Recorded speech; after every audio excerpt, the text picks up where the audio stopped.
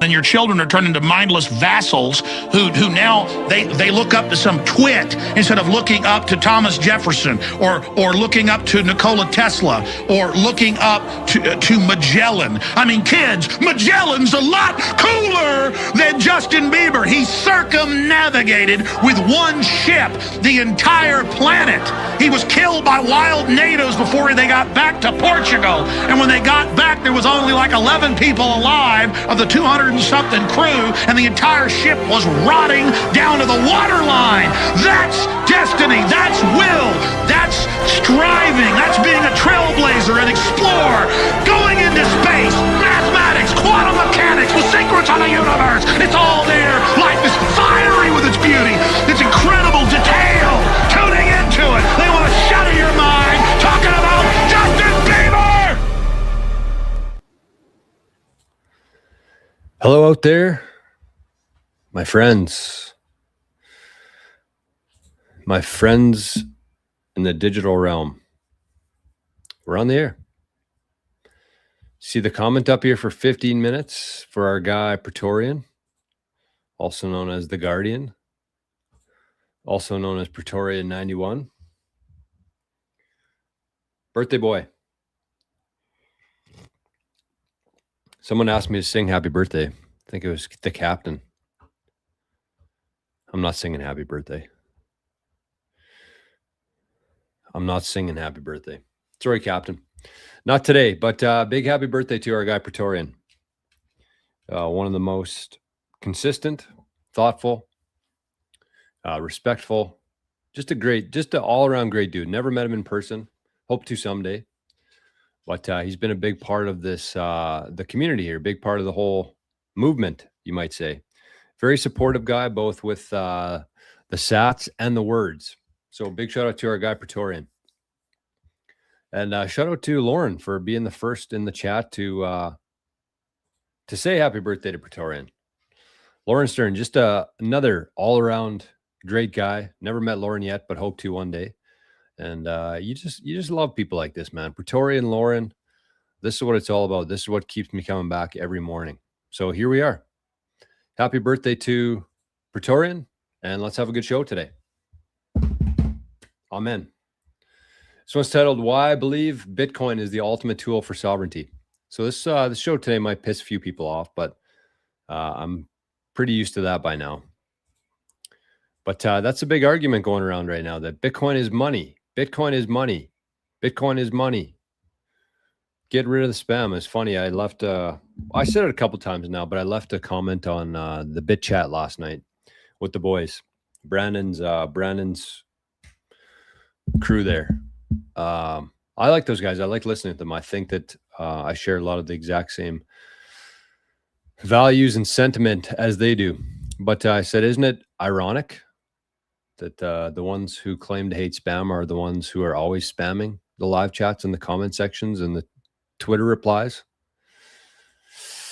So it'll be interesting. And I don't know, man. We're about a month and a bit away from the whole BIP 110 soft fork that's going to play out. I think a lot of people are really underestimating what kind of damage this is going to do on Bitcoin, and a lot of how much damage it's going to do to their own life. So we're going to spend a little bit of time talking about that from a very non-emotional, very logical perspective today. And I just think it's important. We're kind of at the point right now. I've been noticing something, and I couldn't really put my finger on it, but it makes sense to me when you think about it this way, which is I was just talking about the spam. Every Bitcoin live stream you go into, there's BIP 110, run BIP 110, Bitcoin is money, BIP 110, bunch of spam in there. You hear a lot from that side. You hear a lot of Bitcoin YouTubers who are talking about BIP 110. And it seems like the more popular thing to be doing. And I was kind of wondering, like, the people who aren't talking about it, what's their stance? Why is nobody coming out actively against BIP 110? And then I was kind of thinking to myself, the people that I really respect in Bitcoin, they haven't really, said too much about it on the subject. And I understand why, because it's like a freaking witch hunt in Bitcoin right now. If you oppose BIP 110, then the mob comes after you. And that's just not how things should be, in my opinion. It's just kind of a detractor from me. But the other part too is like, I think that those people who are against BIP 110, who, you know, it's possible. I think that this is maybe contrary to popular belief, which is crazy to say, but it is possible to use Bitcoin as money. I use Bitcoin for money pretty much every day. I use Bitcoin for money pretty much every day. I also, the whole reason I got into Bitcoin was because of the feeling I had in my stomach when I saw what was going on around the world with trafficking, with pedophilia, with all these things that have kind of been kept in the dark. So it is possible to use Bitcoin as money to absolutely despise pedophiles and pedophilia and think that anyone charged with that kind of crime should just have their privates just sliced right off. That's what I believe. That's why I do this whole thing, is for that reason, because I know that fiat money is the only thing that gives that life. Fiat money is the only thing that gives that life, the ability to do that. It enables it. If they didn't have fiat money to print and run through foundations and different organizations, none of that would happen. It would end tomorrow. So that's what got me into Bitcoin, that whole issue. And so whether you can or you can't store images on your Start9 or your personal server, that has nothing to do with it. Nothing to do with it. That's putting a Band-Aid on it, and a shitty Band-Aid at that. What needs to happen is we need to get to the core of the problem. The root of the problem is fiat money. And so what I'm saying here is it is possible to use Bitcoin as money, to hate pedophiles, to hate spam, and also not activate BIP 110. It is possible. It is possible. And I had a really good, long conversation with a Bitcoiner yesterday who I very much respect. Very much respect. And he gave me his honest take on the BIP 110 versus not activating it. And it was pretty eye-opening to me, I'm not going to lie. But it kind of confirmed some of the things that I was thinking myself. It kind of confirmed some of the beliefs that I held myself, and I just wasn't sure if I was kind of losing my mind or if these were legitimate thoughts to have. But I think that what's keeping people back on that side, for those people who aren't activating BIP 110 and aren't going along with this whole thing, is that they just don't think it's a possibility that's even going to happen. They think it's going to fail, and it's not really worth their time or energy to talk about it because of all the messages and hate that comes back to them. And it's sad, and it shouldn't be that way. You should be able to have honest debate without any sort of emotions or name calling or calling people pedophiles. I mean, there's a freaking the stupidest and funniest thing that I saw on the internet yesterday was this exchange between Odell and Luke Dasher. And you guys all know how I feel about Odell. He's one of my favorite guys in Bitcoin. And I disagree with him on a lot of things. I really do. But he was the one who really helped me gain a good technical understanding of Bitcoin. And I very much respect what he does in Bitcoin. But here was the exchange from yesterday. Let me bring it up here. This is definitely, it's funny, but it's also like, what the fuck? You know what I mean? Let's go 12 hour. This should work. Have it on. Oh, I keep forgetting I have Twitter. I keep forgetting that I have the ability to look into Twitter on here. Where is this? Oh, there's a cat that died. I don't want to see that. Oh yeah, I'll check Twitter. I guess I should have reposted it on Nostr. Okay, search Jor. Look at this. Like, this is where we are right now in Bitcoin. This is where we are in Bitcoin right now. So yes, this is the exchange between Odell and Luke Dasher. Luke's obviously the one of the main proponents of BIP 110. And Odell said, I think part of the reason you have had trouble, he's talking to Luke here, I think part of the reason you have had trouble getting consensus for your fork is because you claim everyone who disagrees with you is a pedo. Minority soft forks pushed through without consensus will result in a chain split, which is a whole nother freaking can of worms to get into. There could be 2 hard forks this fall with the eCash and with the BIP 110. And Luke said, I've never claimed that, but it is objectively true.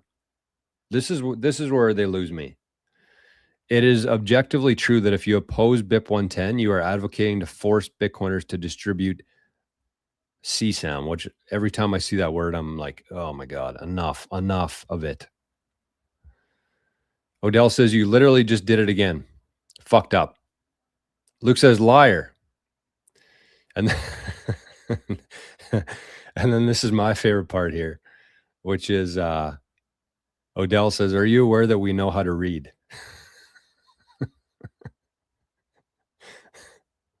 So Odell basically says, you claim everyone who you disagrees with you is a pedo. Luke says, anyone who opposes BIP 110 is distributing CSAM or advocating for it. Odell says, you literally did it right there. Luke calls him a liar. And Odell says, are you aware that we know how to read? So it is. I mean, that's like I said, I'm sure there's going to be people who watch this show today who will probably unsubscribe to my channel. Don't care. I really don't. Because the problem that I've seen with this whole debate so far is that people are attaching their whole identity to it. Their whole identity to it. When you change your profile name to include BIP 110, you automatically just signal, and I get it. Like, I get the part of it that you want to, like, you're believe in something. And I think that's the most important part to remember here, is that people on both sides, I'm not picking on BIP 110. I'm not saying Core is perfect. I'm just saying that there is nuance. There is gray. Just because you don't want to activate BIP 110 does not make you a pedophile. It does not mean that you want to distribute CSAM, this fucking word that they keep using, and that you don't think Bitcoin is money. Again, I use Bitcoin every single day as money. I'm going to go ahead and guess that most people who have BIP 110 in their profile have never sent a Bitcoin transaction before. So that's the whole thing, is that you can find the gray. You should never be afraid to speak on what you believe in. And I really want to, have my mind made up about it before I spoke too much about it public. I've been kind of sharing things here and there, just my observations on it. But I do think that it's dead in the water. I don't think it is the solution for what they're trying to accomplish. In fact, this is the crazy part. They've already figured out how to put spam into BIP 110 blocks. So just that alone is like, okay, so then what is the point? Before this thing has even activated, the spammers, as we'll call them, have figured out how to put spam into BIP 110 blocks. So what is the point? And so when you attach your identity to something like a BIP 110 or whatever it may be in the future, you might be basing your decision off the information that you have. That does not mean it's correct. You have to understand that. And it's okay to believe in something, but don't attach your whole identity to it.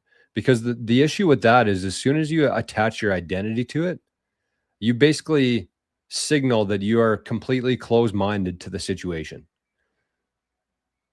You should never be closed-minded with anything.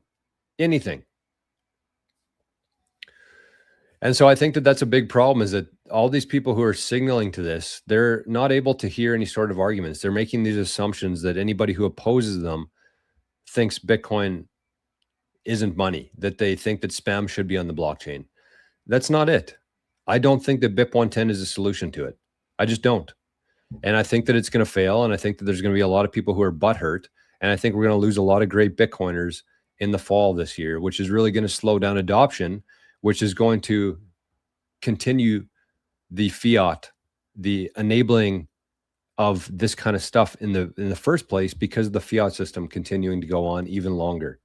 And the longer we fight, the more we argue, the more names we call each other, the longer fiat continues. And at the end of the day, my whole mission here is to get rid of that, is to end fiat misery, and end everything that comes along with fiat. Because fiat has basically, it's like it trickles into every aspect of society. And I would say like the trafficking, the CSAM stuff, that's all enabled by fiat. Without fiat, it dies. I mean, I shouldn't say it dies, but it goes from 100 to 1 maybe. And that's really what we need to focus our attention on, in my opinion. And if we can push adoption, if we can get along, if we can understand that no matter what band-aids we try to put on this issue right now, if somebody wants to do something, they're going to do it. And like I said, they've already figured out a way to put spam into the BIP 110 blocks. So instead of the egos taking over here, instead of all this emotional shit, I think we should just try our best to work together and push adoption and have more people using the mainnet, the layer 1. And with that, the fees go up. And then it makes it stupid. It makes it very much reduces the incentives or the ability for people to spam the network. If the network's busy, if people are using Bitcoin as money instead of just virtue signaling about it, then that's when the fees go up, and it makes it impossible for somebody to, not impossible, but non-economical, not feasible to spam the network. That should be the goal here. You're never going to fix something, right? It's like, it's the exact same thing as governments taking away guns to try to prevent school shootings. It's the exact same thing. You can do it. It might help, but people are still going to find a way to do it. And by taking the guns out of citizens' hands, it allows for the government to be more of an oppressor. That's what we've seen in Canada here.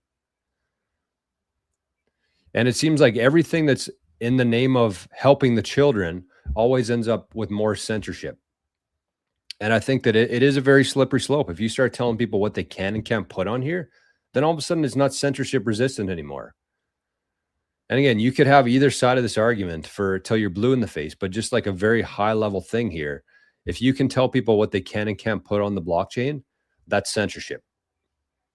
And it kind of defeats one of the main superpowers of what Bitcoin is. So instead of trying to put band-aids on everything and virtue signaling and basing your whole identity, just keep an open mind. That's all that I'm asking. And that's all that I've done. And if in a week from now, if I see some sort of argument that says that I should be activating BIP 110, then I'll do it. I'm not closed-minded to it. And again, I think as soon as when you attach your identity to something, it's very dangerous, because then you all of a sudden change the lens that you're looking at it through. So that's the start of the show. We're going to just talk a little bit more about it and why I feel that way. But, you know, why I believe that Bitcoin is more than money. And I got it on my, I've had it on my profile for a long time now. Bitcoin is more than money. It is a brand new approach to freedom, to recording history, and a unit of measurement. It's more than money. You can use it as money. It's a perfect money, literally a perfect money, but it's more than that too. Okay, let's see who's here. Who's who in the zoo. And like I said, it's kind of sad that, you know, more people aren't speaking out. But like I said, I think that the majority of people who are in that same position that I share, they just don't think it's worth it. They don't think it's worth the fight, because they don't think that it's going to succeed. So then what's the point? What's the point of having a bunch of angry people, mobsters online coming at them? There's been some really disgusting and disturbing comments and things that have happened because people have said something negative towards BIP 110. And it's just not right. It's not right. And I don't think that that's the side that I want to be aligned with myself. I prefer more logic than emotion. And it just seems like one side is losing badly and they're getting desperate, and I'm just not here for it. So I hope that things work out. I don't think that it's going to. Like I said, I think we're going to have a lot less Bitcoiners here in the fall with a lot of butthurt egos. But we'll see. And again, I could be wrong. That's the whole point here. I could be wrong. And BIP 110 might succeed. And then who knows what happens from there? Who knows what happens from there? Will I like it? No, I won't, because I don't think it's a solution. But could it happen? Yes. But the point, again, I think the moral of the story here is to not, base your whole identity on something like this, because it's very dangerous in any part of life, in Bitcoin stuff and in the rest of your life. It's very dangerous to have a closed mind on anything. And it's different too. And that's the thing too. And that one of the things that we talked about, and like I said, I had a conversation with a Bitcoiner that I very much respect yesterday for over an hour. And we were talking through this. And, we talked about how, how the people who are ostracizing the Bitcoin Core developers, they have maybe a fraction of the knowledge that the core devs have. And do I think it's perfect? No, I do not think that the core development is perfect. Do I think that they've done a lot of great things for Bitcoin? I do. I really do. That's their job. Just because you have some Bitcoin and you believe that Bitcoin is money and don't like pedophiles, that doesn't make you an expert on the subject. And I wish that people had a little bit more humility in that sense. And people kind of cling on to these different arguments and talking points that they hear from their favorite person on YouTube, and then they just kind of run with that, and they keep a very close mind. But the Bitcoin Core developers have actually done a very good job through the years of getting Bitcoin to where it is today. Some very smart individuals. And could the government's governance be improved there? Yes, I do think that we need something better. I do. I think that we need something better than that, but I don't think we should discredit what they've done to get us here so far. And not everything that they implement or add to it or whatever it is, you're going to agree with, but you also don't know what they know. And that was kind of the conversation that we had. And what he explained to me yesterday was that the whole purpose of Bitcoin Core, the development team, is to make Bitcoin more efficient. Efficient. Remember that word, efficient. Because when you have a global ledger and you have a finite amount of data that can fit into each block, you have to be efficient. And so that's their whole purpose. They didn't believe that the op return filter was doing any good. They felt that people could still find ways to go around it. And so they upgraded the code to become more efficient. And you can have whatever beliefs you want, whether it was malicious or not. That's in line with what they're trying to do, is be more efficient as a development team. And by taking out that code, makes it more efficient. And there's a whole bunch of things added on and layered on to these other implementations that make it less efficient. So just don't, what I'm trying to say is that don't be closed-minded, see both sides of it, try to live in the gray instead of the black and the white, and just understand that even though you might assume something to be true, that doesn't mean that it is. And just because your favorite YouTuber talking about Bitcoin suggests you do something doesn't mean that you should do it. The beauty of Bitcoin is that if you have a node with economic power behind it, that's your vote. That's your vote. And I believe that this is just a very small battle that we're fighting right now. And there's going to be much bigger ones to come. And I think that if nothing else, the whole core versus not, the BIP 110 or not, has helped a lot of people understand how Bitcoin works in a more technical way, understand how the governance works, understand the issues with it and how they could be solved or not. So I think that it's going to be short-term pain here, and that's maybe a good way to end this little segment here right now, is I think there's going to be a lot of short-term pain in Bitcoin in terms of fighting, people leaving, adoption being slowed down, maybe the price goes down. Could be good for others though too. But I think long-term, this is going to be necessary. All this stuff is necessary because there are going to be bigger battles to fight in the future. And I think that what this whole thing has done is it's equipped people. And I really hope that the people who have tied their whole identity, if they do end up losing this battle, they don't give up on Bitcoin just because they got their ego hurt. That's what I hope, because there's a lot of great Bitcoiners out there who might not know the whole story, or who might be making some assumptions, or who are too afraid to speak and debate and these kind of things. And I just really hope that they don't leave Bitcoin. But if they do, fuck them. So anyways, What do we got going on today, my friends? We got Tony's here. First in the chat today, Tony C86. Oh, that's a new picture of Bob Orr. This one's in color. The other one's black and white. Good morning, Tony. Ginger's here. Pretorian, the birthday boy. Sats and Sunsets. The Guardian. The Smith. Chuck. CWH 13. Looks like he bought something over on Rumble. What's he buying? What's Chuck buying? You got a subscription to 88 sats, and it looks like it was gifted to Pretorian. Wow, that's pretty poetic. Hey, if you're watching on Rumble today, make sure you press the thumbs up button. We got 30 people over there, and only half the people have pressed thumbs up. So that's Chuck. That's Chuck. That's Pretorian. And the boys are here. Scotty Boy's here. Scotty Boy is in the house. Good to see you, Scotty. Lauren Stern, there he is. 21 Hats, Jake says, happy Thursday. Pow!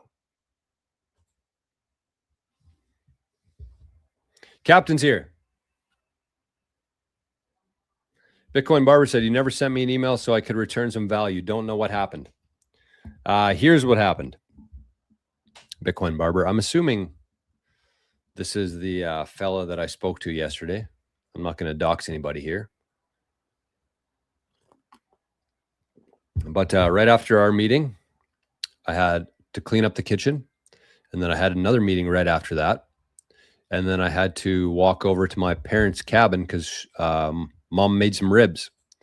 And I didn't want to be late. And then I got home and was pretty freaking tired. And so I just haven't done it yet. But I will do that today. I haven't forgot about it. I just ran out of our most precious resource, which is time.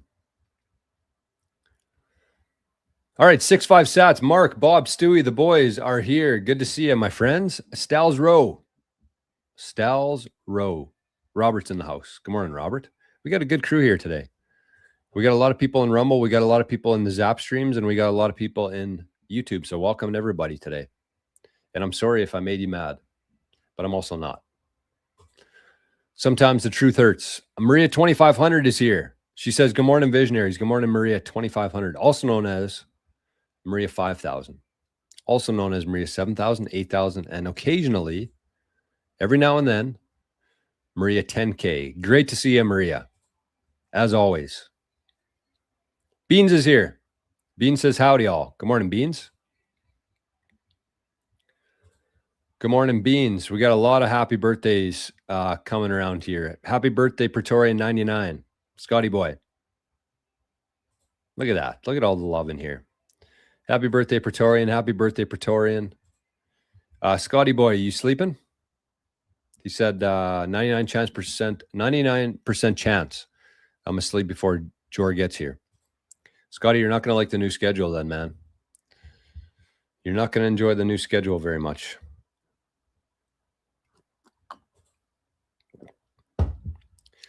Robert says, Jor, how are you using Bitcoin as money on a daily basis? Can you give us some examples? Yeah, of course. I mean, the fact that people here this morning, I'm looking at Zapstream right now. Chuck, Sats and Sunsets, Moravian, Joshua, 6-5 Sats, Mark, they all are using Bitcoin as money. And as a recipient of those zaps, I am also using Bitcoin as money.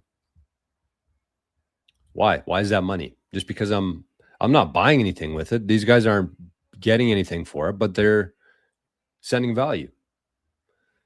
They're sending value. When somebody helps you out or you're supporting them in a way, then you give them value. And that's what Bitcoin is. I would say that Bitcoin is three different things. And this is kind of like what the main theme that we're going to be talking about today. Because to me, Bitcoin is a perfect battery, which is a store of value.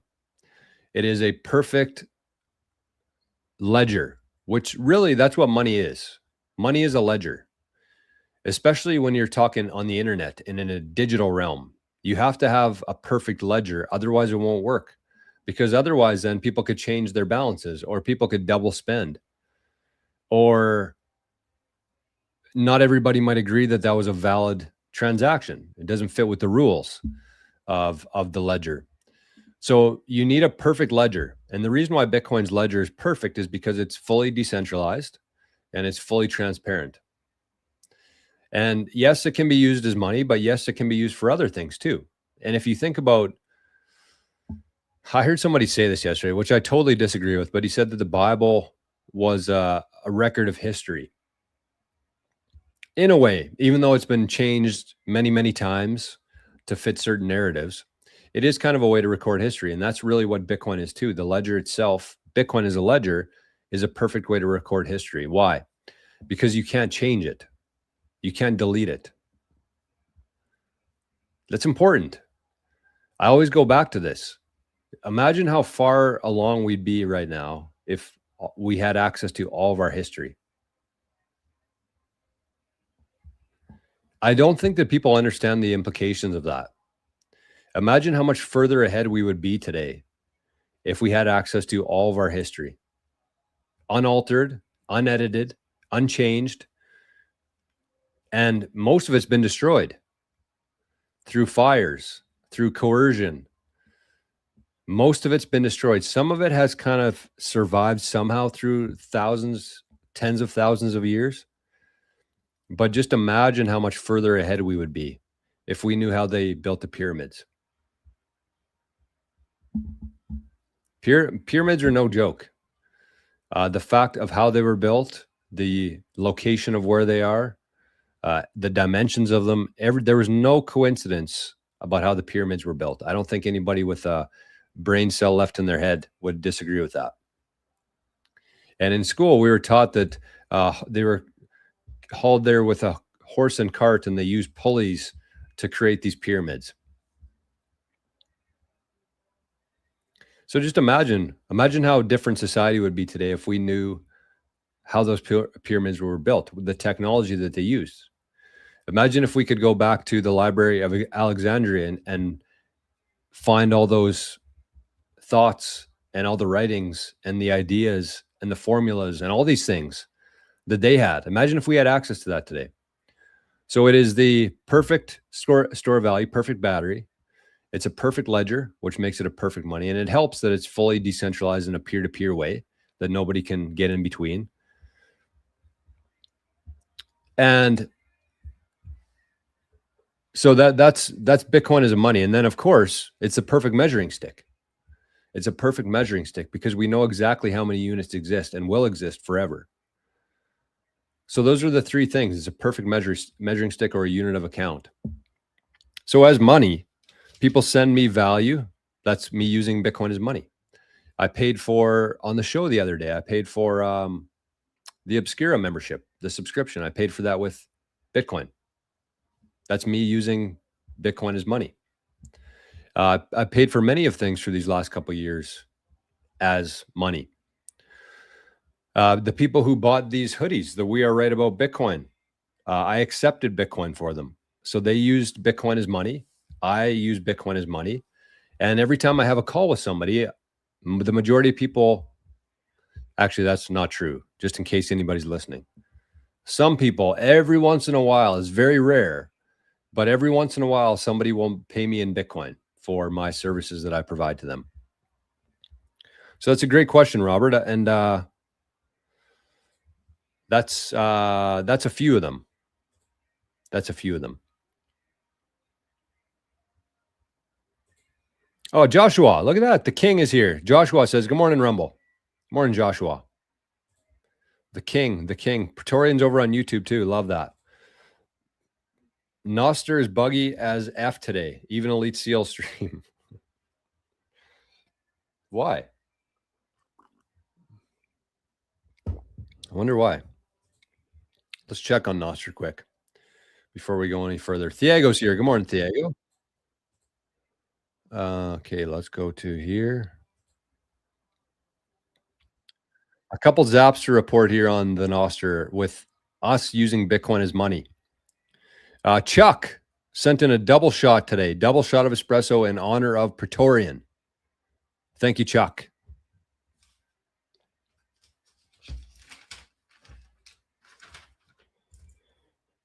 Chuck, double shot today. Thank you very much, Chuck. We got Sats and Sunsets zapped 60 sats today for show number 60. Thank you, Sats and Sunsets. We got our guy Moravian. Shout out to everybody whose name starts with an M today again. Had some comments on the stream about that the other day. So thank you, Moravian. Double shot as well. Heck yeah. We got Joshua. He said, Aaron barked twice to wish Praetorian a happy liberal-free birthday, eh? Thank you, Josh, with the Kings app. Josh said he's lurking in the background. Morning to all you sovereign patriots. Amen to that. And we got Mark, 65 sats with the Mark Zap. Says, have a great day. Thank you, Mark. And thank you, everybody, over on Zap Stream today. And I'm sorry that it's buggy. Although I'm not really sorry because I have nothing to do with that. It says the feed is excellent. It says I got 30 frames per second. 30 frames per second. Isn't that crazy? That's what video is. It's just frames per second. Kind of crazy. That's the whole universe overall. I think, is it true that everything destroys itself and recreates itself like 1 trillion times per second? Is there truth to that? Or did I imagine hearing that one time? Because that's really what, I've been reading that book, Happy Pocket Full of Money. And we're going to have a lot more coming down the road with that book and how Bitcoin relates to it. But that's basically what he calls everything. Everything is just a mass of energy, a mass of quantum energy. Everything. You, me, we're all just masses of energy. But is that true? Is it true that everything destroys itself and recreates itself 1 trillion times per second? Because that's fucking crazy to think about. Isn't it? Let me see. Oh, you know what else I want to do quick before we do that, before we get too deep here? I want to see if the Nelk boys are still golfing. I wonder if they've hit a hole in one yet. No, they haven't. Oh my God. These...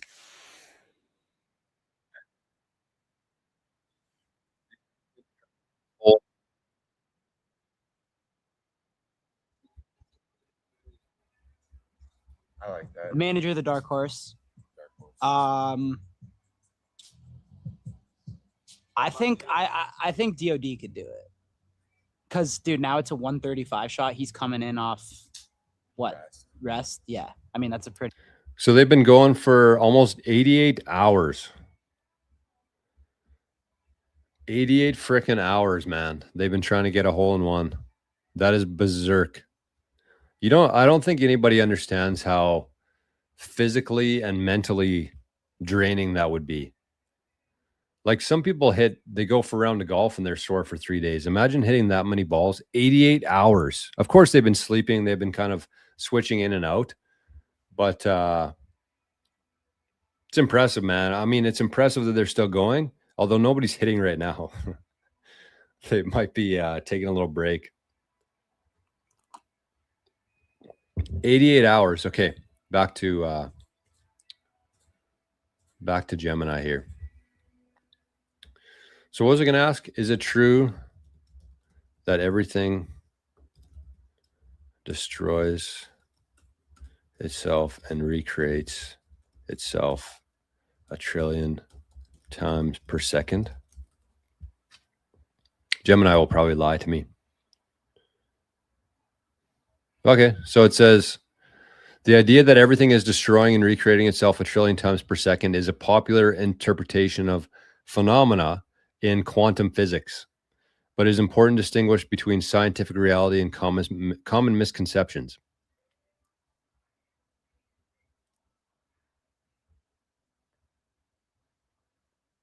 So it says, summary, it is not true that everything destroys itself.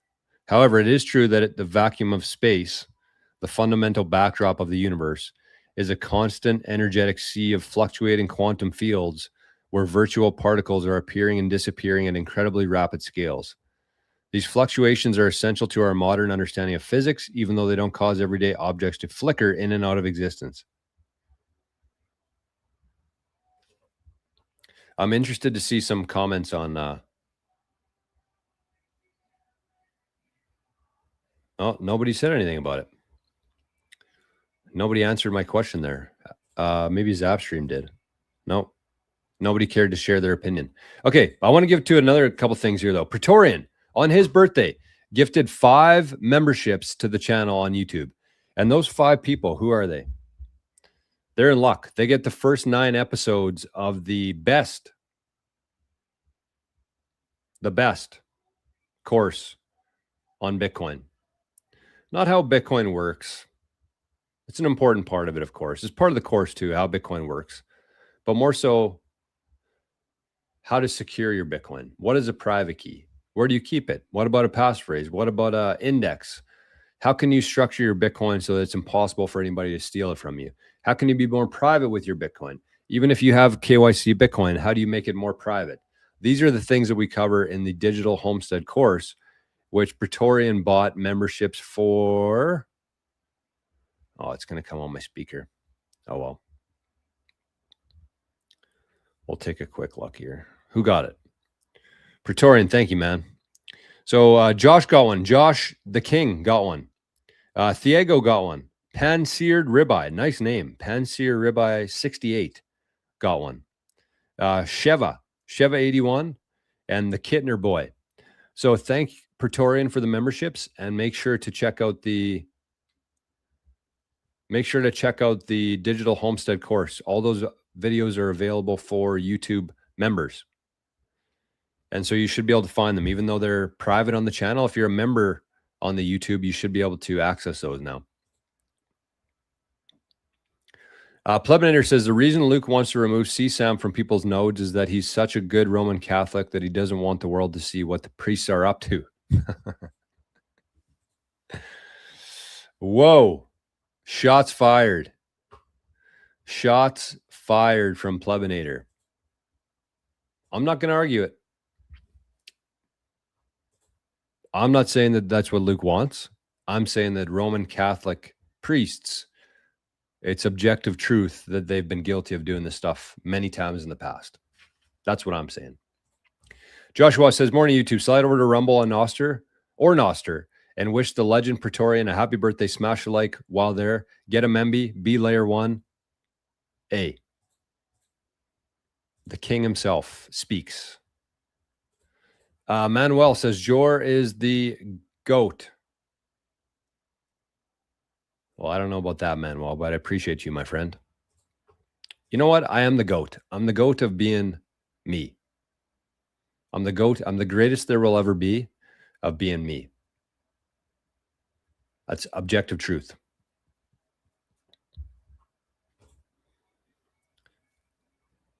Praetorian says, I second that. Bless you, Josh. Thanks. Absolute meant to know. He says, it's not that I don't care. However, I am a bit behind the whole debate. What's about BIP1 that makes people polarized? Well, a lot of people have a lot of things at stake with this. And so my understanding is that if it fails, what's probably going to happen is they're probably going to do a hard fork. And hard forks are different than soft forks. And I'm definitely not an expert on that kind of stuff around Bitcoin. I'm trying to learn. I definitely know more today than I knew last week, which is really all you can ask for in life. But if it hard forks, then we're actually going to have 2 hard forks this fall, the eCash one and the BIP 110 one. And then there's going to be a whole mess around the schematics of that. And it's going to be messy. I don't think that there's a path forward that isn't messy. That's the unfortunate part. And I don't think that as Bitcoiners, I don't think we're really that scared of a mess. We're not. Because if we were scared of a mess, then we probably wouldn't be in Bitcoin right now. So it's not going to be the worst thing. Like I said, short term, I do believe that there's going to be a lot of pain in Bitcoin because of this.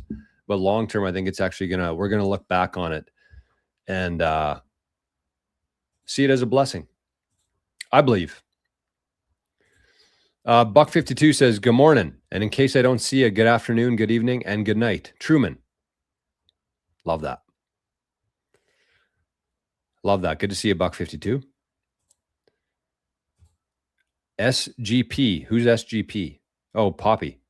Are you still active in SAT chats? What's SAT chats?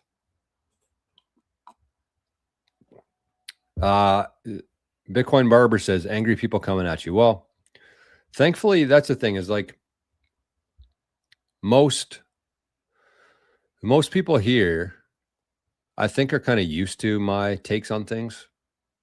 I hope anyways, because the main message that I try my best to get across is to be open-minded.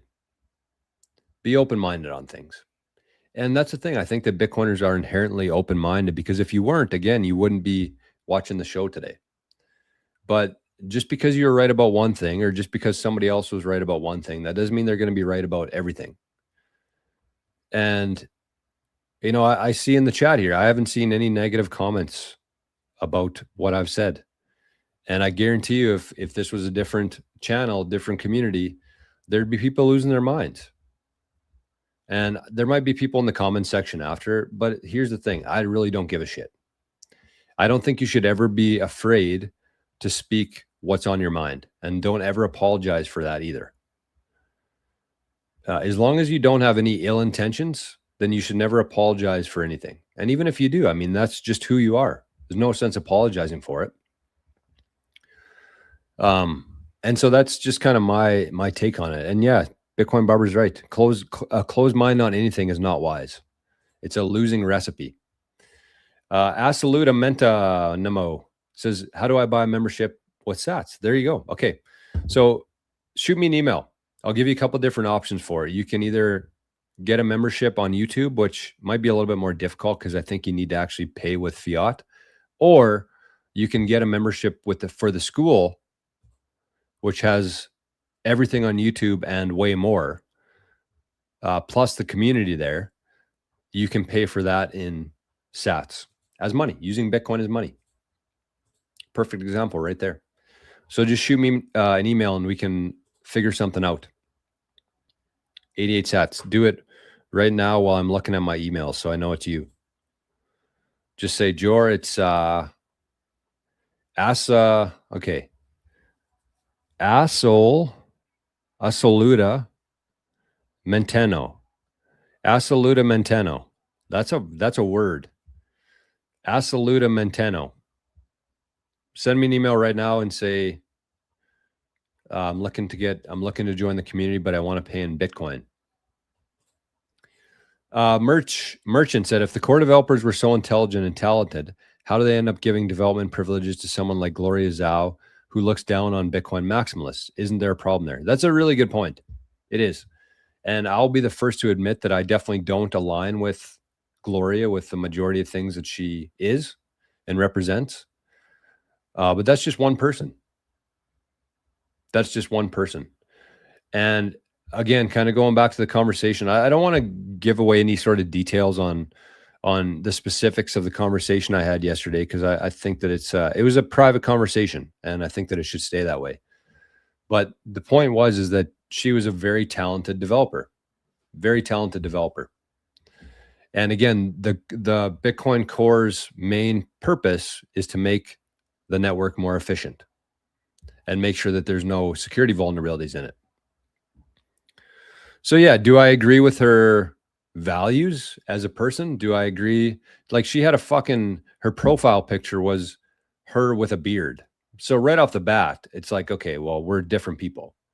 But that's also okay. That's just one point here, right? Like, that's the point of what I'm trying to say today, is that I don't agree with her on that. But maybe the changes that she made in Bitcoin, or maybe what she was doing, was good. I don't think she just stumbled into that position, right?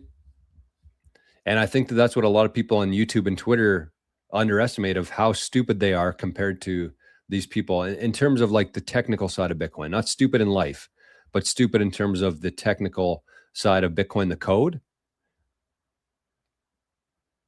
compared to the Bitcoin Core developers. Also, yeah, she made some comments about Bitcoin maximalists, which I would consider myself to be not only a maximist but an extremist. So when she says things like that, yeah, am I butthurt about it? Yeah, but that's her opinion. That has nothing to do with her ability to make the network more efficient. So it's everything isn't black and white. That's the point of what I'm trying to say today. So I know what you're saying. I agree with you. Would it be better if a Bitcoin core developer agreed with all of my values? Yes. For me personally, it'd be better. But there's a lot of people who use Bitcoin. Everybody has the ability to use Bitcoin. It's a totally voluntary network to join, to be a part of. And so Gloria probably aligned with some Bitcoiners, not with me. But that's just my own perspective here. I'm not everybody. And neither are you. Sato, good morning. Kev Keith, working and lurking today. I earn sats every day by using my Gemini Bitcoin rewards credit card. I pay it off like every other day.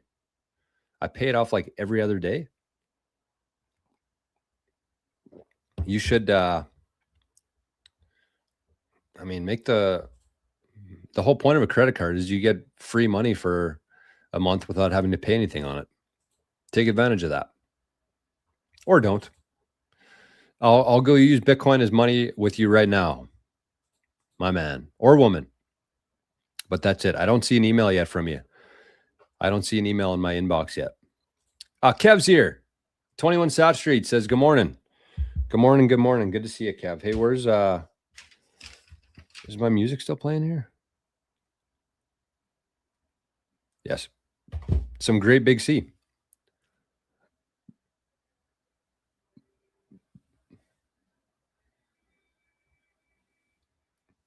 Love me some great big C. God bless the people on the East Coast. God bless the East Coast. Micah's here. Good morning, Micah. Matt FRL. Everybody's here today. Henry says George's molecules get rearranged a trillion times when he sneezes off camera. Hey, no sneezes today. But that's what I'm kind of fighting with right now because I've made some observations in my life with my allergies. I also didn't know that the Weather Channel gave you like the pollen report every day. Let's see what the pollen is here right now. But I've noticed that also my weather app, this is a good example of why you shouldn't trust everything on your phone. My weather app says it's raining here right now. Rain. But yeah, you can look at the pollen. So pollen right now is high. Pollen is high. It says the tree pollen. Tree pollen's low today. The grass pollen is high today. Tomorrow is moderate. And there's no ragweed here. But the tree pollen and the grass pollen, that's what bothers me. So I haven't found any allergy medications that actually work for me. None of them. They just all are duds. But one of them does. And it's Benadryl.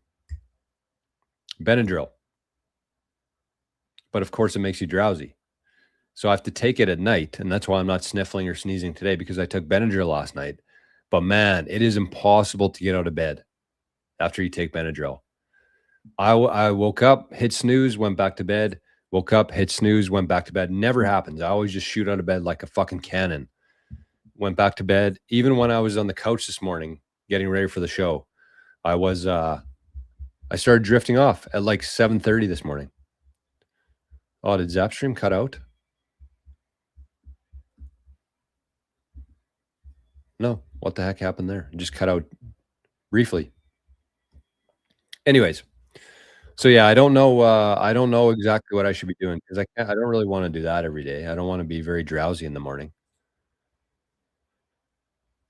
Daddy-O says local honey every day seems to help. I know, and I eat honey every day too. It's just our grocery store here, they haven't had the local stuff for a while. So I've just been having to use the generic honey, which isn't effective for that. $1.52. Oh, Cliff High. Look at that. I love me some Cliff High.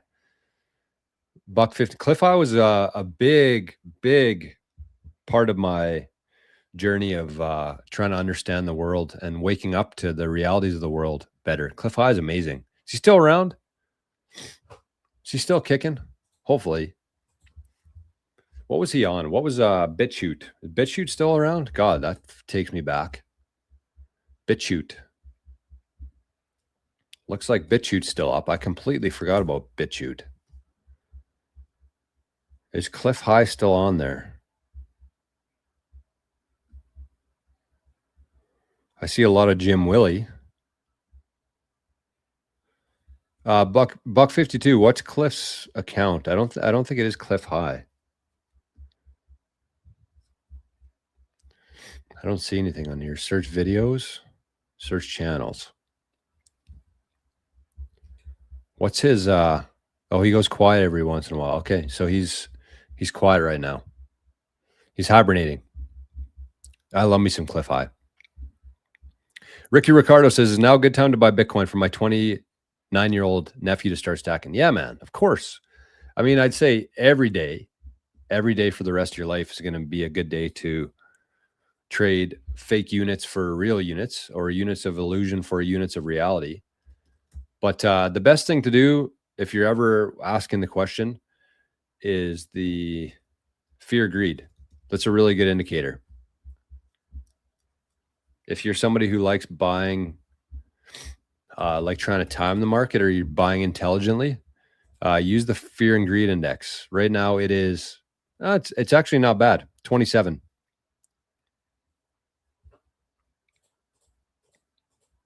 Because obviously when the price is low and fear is high, that's the best time to buy.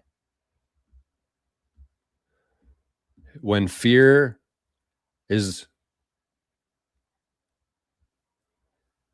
when we're in extreme fear and when the price is low, that's the best time to be buying Bitcoin.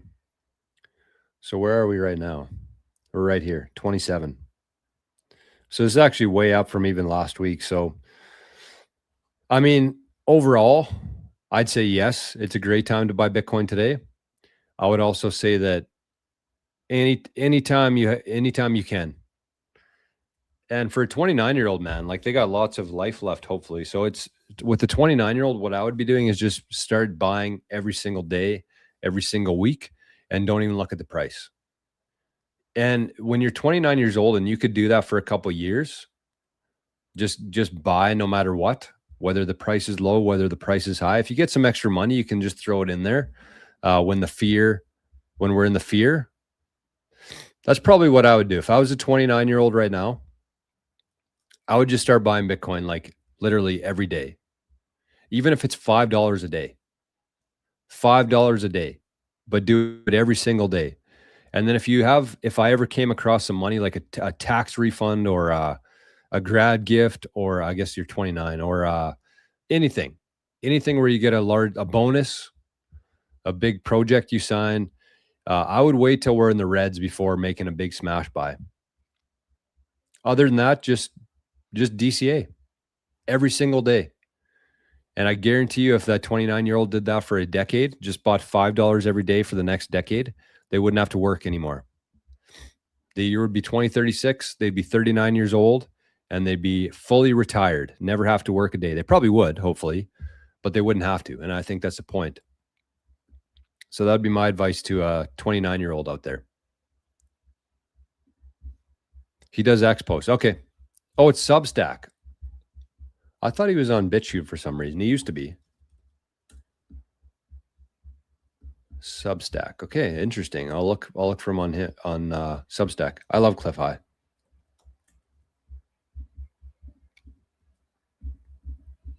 What the fuck is going on here? Sorry for the swears today. Not sorry though, too. Just one of those days, you know? Cliff High said his profile is old, bald, pissed off. And it looks like his last post was on June 14.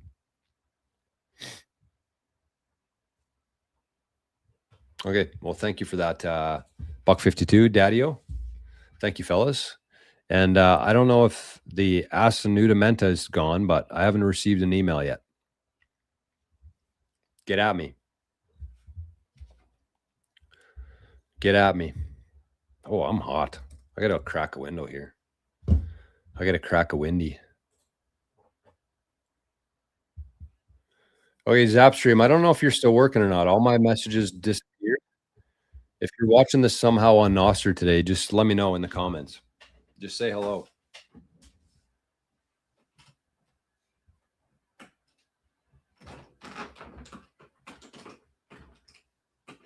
Oh, give me some breeze. Oh, that's nice.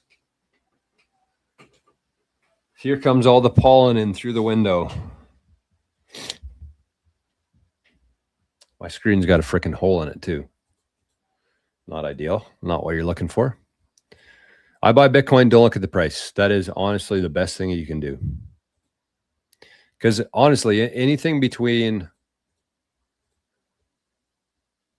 50,000, let's say even say 10,000. Any fiat exchange rate of Bitcoin between 10,000 and a million is going to be a rounding error in a decade from now. So it doesn't matter. People try to get cute. They think that they're, these geniuses. But, if Bitcoin works out like we expect it to, you're going to be good. So the best strategy is just to buy anytime, any price. Don't think about it. Just do it. Okay, man, I missed a couple. Look at this. Look at this Praetorian. Oh my God, what a good freaking guy, man. Praetorian's birthday today. And look at his comment over on Rumble.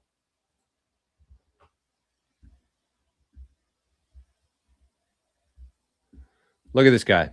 Praetorian. He said, my birthday wish from everyone in YouTube and Rumble is to please make our like ratio for the community 1-to-1. Just as 1 sat equals 1 sat. I'm going to pin that. So let's see how we're doing there. We have 31 people in there in Rumble, and we have 19 likes.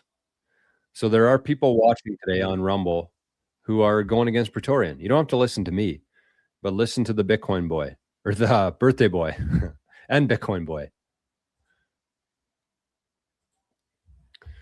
So there it is. We can do it. YouTube, try it out too, but Rumble for sure. I think Rumble, we can do it. The rednecks over in Rumble, look at all them. No whites on Rumble today. No whites. And now look at this. Chuck said, looking for the hockey video. Okay. Look at that. So Chuck with the Satoshi hat trick today. Is that the first of the week? No, I think Sats and Sunsets had one. Satoshi hat trick. Yeah, Sats and Sunsets had one on Tuesday, I believe it was. Satoshi hat trick for Chuck. All right, let's see it. So he's got the membership he bought earlier. He's got the $5 fiat zap. Nice. And he's got the fat zap for today. So here we go, Chuck, with the Satoshi hat trick, also known as the Sat trick. And this Chuck is a multiple Satoshi hat trick recipient. Here we go.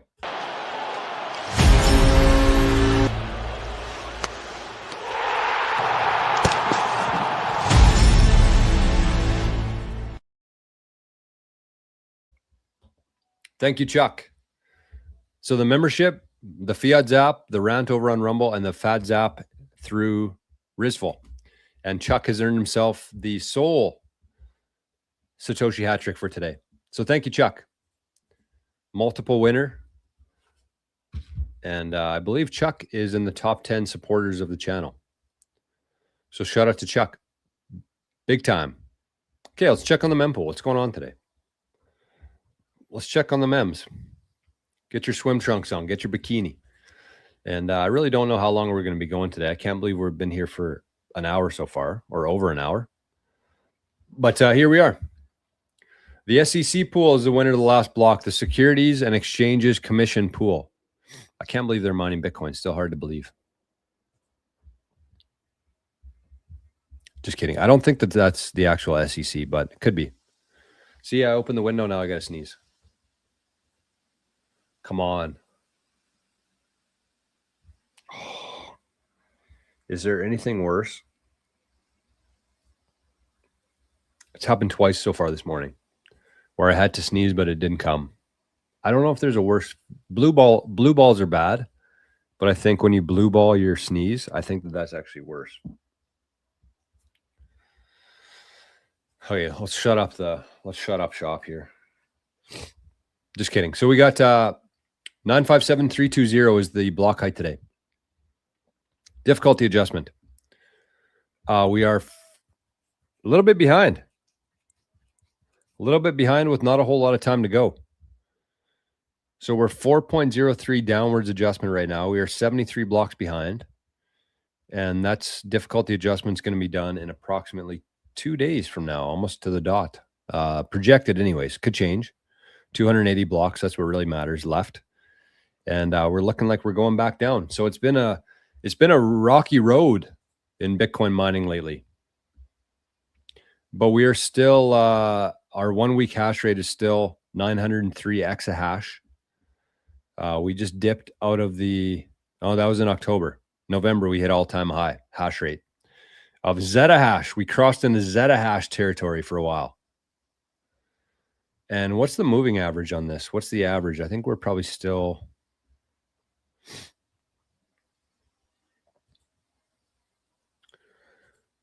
It's kind of like everything in Bitcoin. It's like when you zoom in, it looks pretty rocky.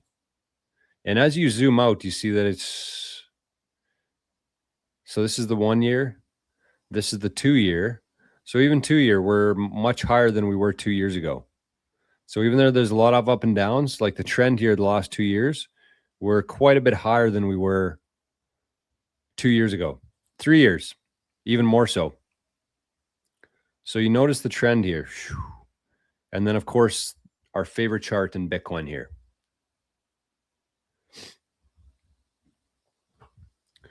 So you see throughout Bitcoin's history here is that it's gone up pretty consistently and then kind of came down. It's gone up pretty consistently and then came down. Gone up, came down. Gone up, came down.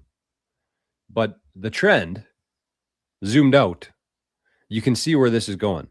And it's really interesting because you look back on the 2010 to 2017 here, where we moved from mega hash to gigahash to terahash. These are all big moves. To petahash, and then finally to exahash. And that was a flat line. From mega to giga to tera to peta to exa. Flat line. So you imagine what we're going to look like in 10 years from now. Even though it seems like we're just ripping, this will probably look flat in like 10 years based on what's happened before. So that's the hash rate. Let's check out the time chain today. Let's check out the time chain. The TC, Teddy City. And while we do that, let's check on Praetorian's birthday wish. Let's see how we're doing with that. We got 25 people. We got 19 likes. I guess people aren't listening to Praetorian today, even on your birthday. That's sad. Sad. Okay, David T. Zap 420. Josh said, spending my time with my youngest daughter today, educating her early. I think y'all will be impressed so far. Okay, we got a video here from Josh. Yeah. Heck yes. This is the beautiful thing about Rumble is you can share links, you can share videos, you can say whatever the hell you want. That's why if you're watching this on YouTube, consider hopping over and join the rednecks on Rumble. But let's see what Josh's daughter had to say.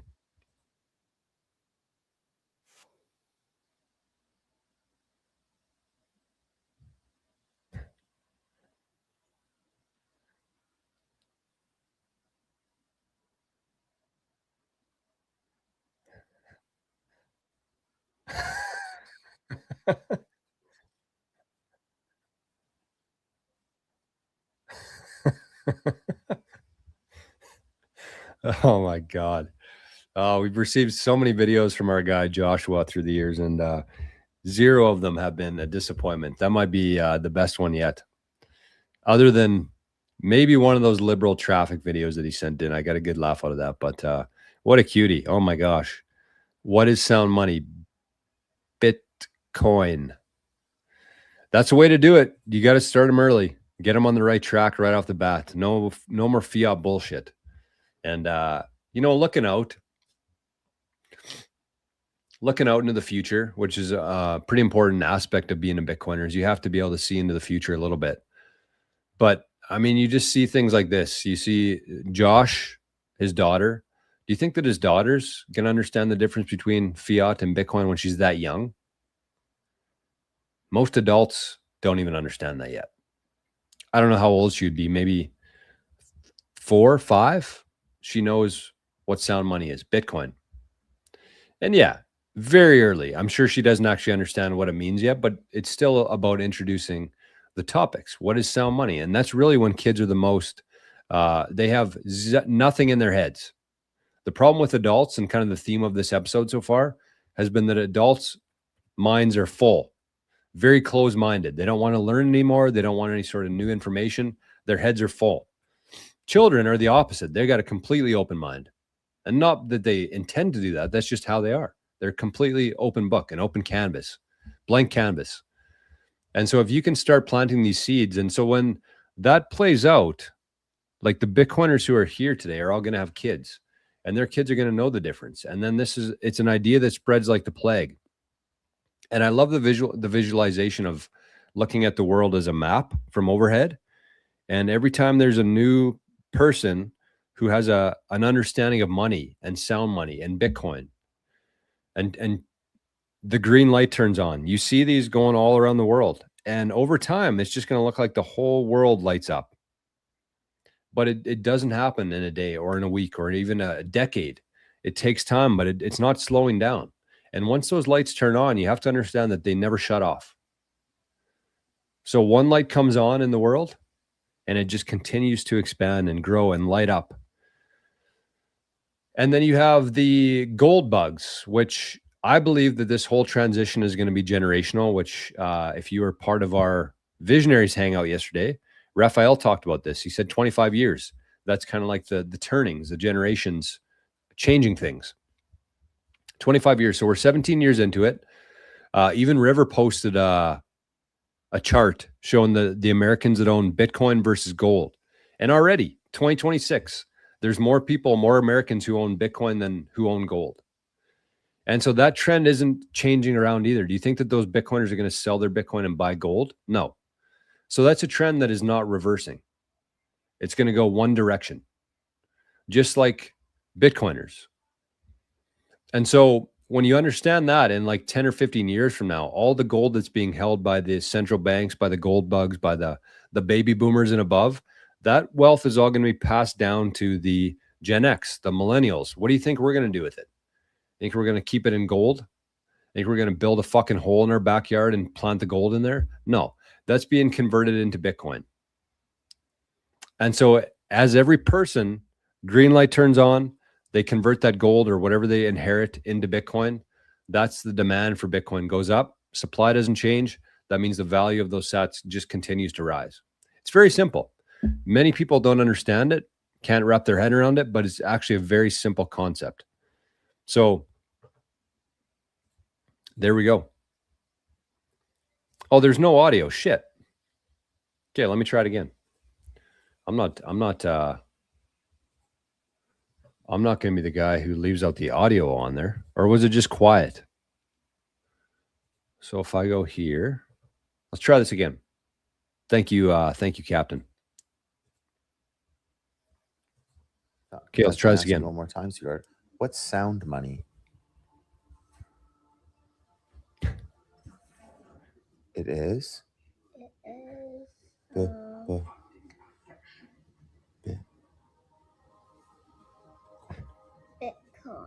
Ah, very smart girl. Little girls will somehow get that in the future, won't they? Yeah. I love that. Watch. She actually, Josh, you can kind of hear Josh helping her out a little bit, but her lips move as if she wants to say Bitcoin. She's trying to say Bitcoin. She just need a little help. See? Bitcoin. Ah, very smart girl. Little girls will somehow get that in the future, won't they? Yeah. Thanks, Poopy. Love that. Absolutely love that. Praetorian says, Jor, we don't always like what's good for us necessarily. Some learn through time. It's true. It's very true. Very, very true. Plebinator said, did you hear what happened to Bitcoin Ben? I didn't. No, I didn't. I've actually been wondering because I haven't heard anything for a while. I've been checking my email that I had associated with Bitcoin Ben, and I haven't seen or heard anything. So if you got some info, as long as it's not just speculation, feel free to share it in the chat because I'm genuinely interested myself. Okay, just give me one quick second here, my friends.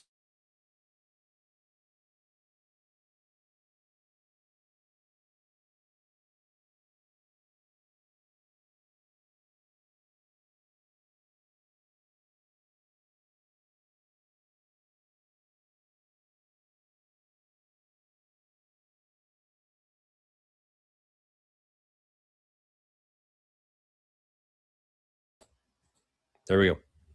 You're welcome. I don't want to be sniffling on stream. I don't know if there's anything worse than listening to other people sniffle. So I'm just instead going to, so did that sound work that time? Did the sound work?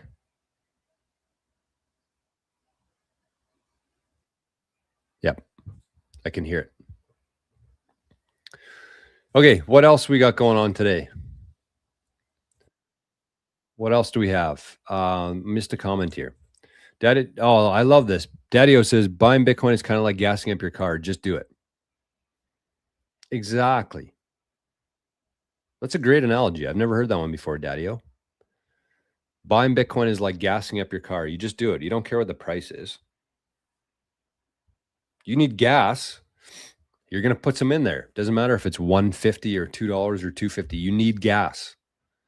You need gas. And just that's what Bitcoin is. It's kind of like gas. It's energy. It's a preservation of energy. And it's the same kind of thing. Assolutamento says, I used to pay every hour on Strike, great app, but recently my account moved to the EU, even though I'm not living in the EU, just trying to understand the complication. By the way, I've sent you an email.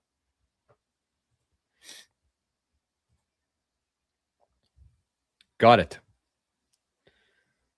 Okay, so that's, I got the name wrong here. He says it's assolutamente no, which means absolutely no, I'm guessing. Assolutamente no. Said, I'm writing you regarding, I don't want to read the email here, but he said, I'm writing you regarding the membership on YouTube. Great live, by the way. Been using it as money since joining the network, since at the time I couldn't access the bank's system.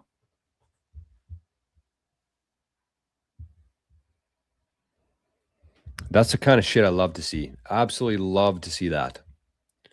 So thank you, Asamente. No, I will respond to you right after the show today. We'll get it sorted out. So here we go. Here's the block, the time chain. It's going to say blockchain, but it's not a blockchain. It's a time chain. It's a time chain. So here we can see the hash rate over the averages here. So right now we're at 900 exahash. The 7-day average is 913. The 14-day average is 926. And the 90-day is 950. So we're 74 blocks behind. The average block time is taking 10 minutes and 26 seconds right now, which is a little bit slower than we want. We want it to be 10. And a crazy stat here is that ever since the Genesis block, where if you remember, Satoshi spammed the network with the Genesis block, according to the BIP 110 mempool, the average block time has been 9 minutes and 37 seconds with the target of 10 minutes. How amazing is that? No humans had any sort of involvement in that. Just imagine that. A protocol runs for 17 and a half years without any sort of human intervention. And it wants to be producing new blocks every 10 minutes. And what does it do? It produces blocks every 9 minutes and 37 seconds on average. That's pretty fucking impressive.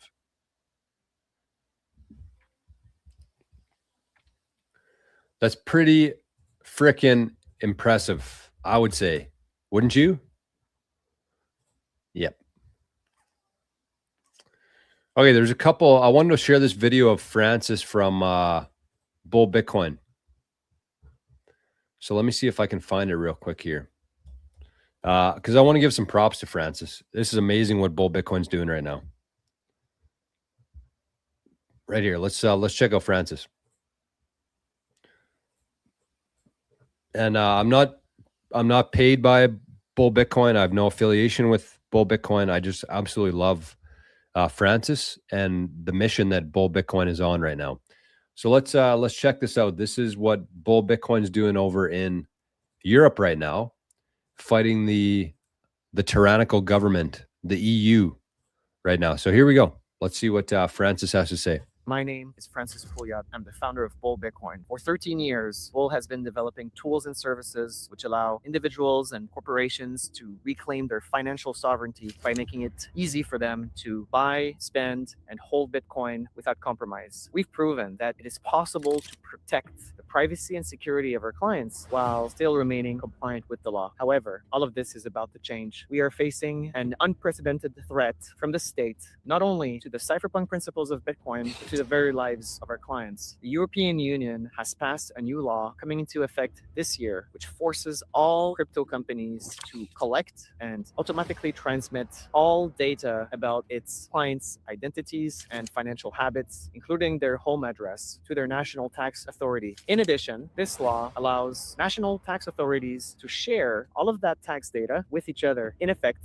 creating a global honeypot of Bitcoiners' identities and financial habits. This turns Bull Bitcoin into an agent of the EU's illegitimate mass surveillance and data collection programs. Having our MiCA-regulated European entity based in France, the crypto kidnapping capital of the world, we know just how irresponsible and dangerous it can be to hand over such sensitive information to bureaucrats. Tens of millions of identity and financial records have been hacked or leaked in France. Civil servants have been convicted for selling the personal information of Bitcoin users to criminal gangs in order for them to find victims to torture and to extort. If we allow faceless globalist bureaucrats to create a global database of Bitcoiners, which puts their lives at risk without doing anything about it, we are sending them a very clear message. Their power over us truly is unlimited. We must draw a line in the sand and refuse to yield any more territory before we have nothing left. Someone must take a stand. And because it appears that nobody else is willing or able to do so, it falls on Bull to lead this fight. To that effect, Bull has launched a legal challenge against this legislation in France. By seizing the French courts, our objective is to repeal DAC 8 entirely. Failure is not an option. If need be, we will escalate this challenge to the European Court of Justice. We will use any and all legal means at our disposal to delay, mitigate, or repeal mass surveillance programs of crypto holders in Europe. Bull Bitcoin is financing this fight out of pocket. We do not yet know how long it will take for us to achieve victory, but one thing we can guarantee you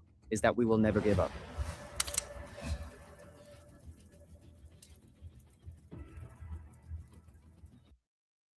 My name is Francis Pouliot. I'm the founder of Bull Bitcoin. For 13 years, Bull has been developing tools and services which allow individuals and corporations to reclaim their financial sovereignty by making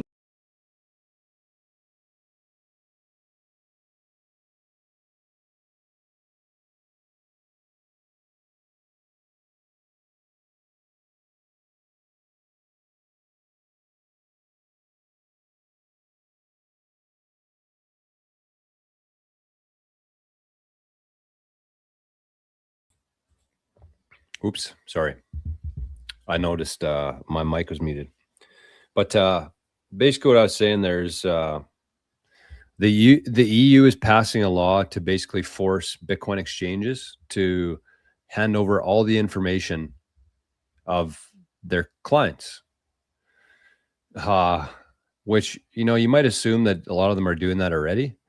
And that's why it's important. You know, we talk about this stuff all the time in terms of like taking the harder path.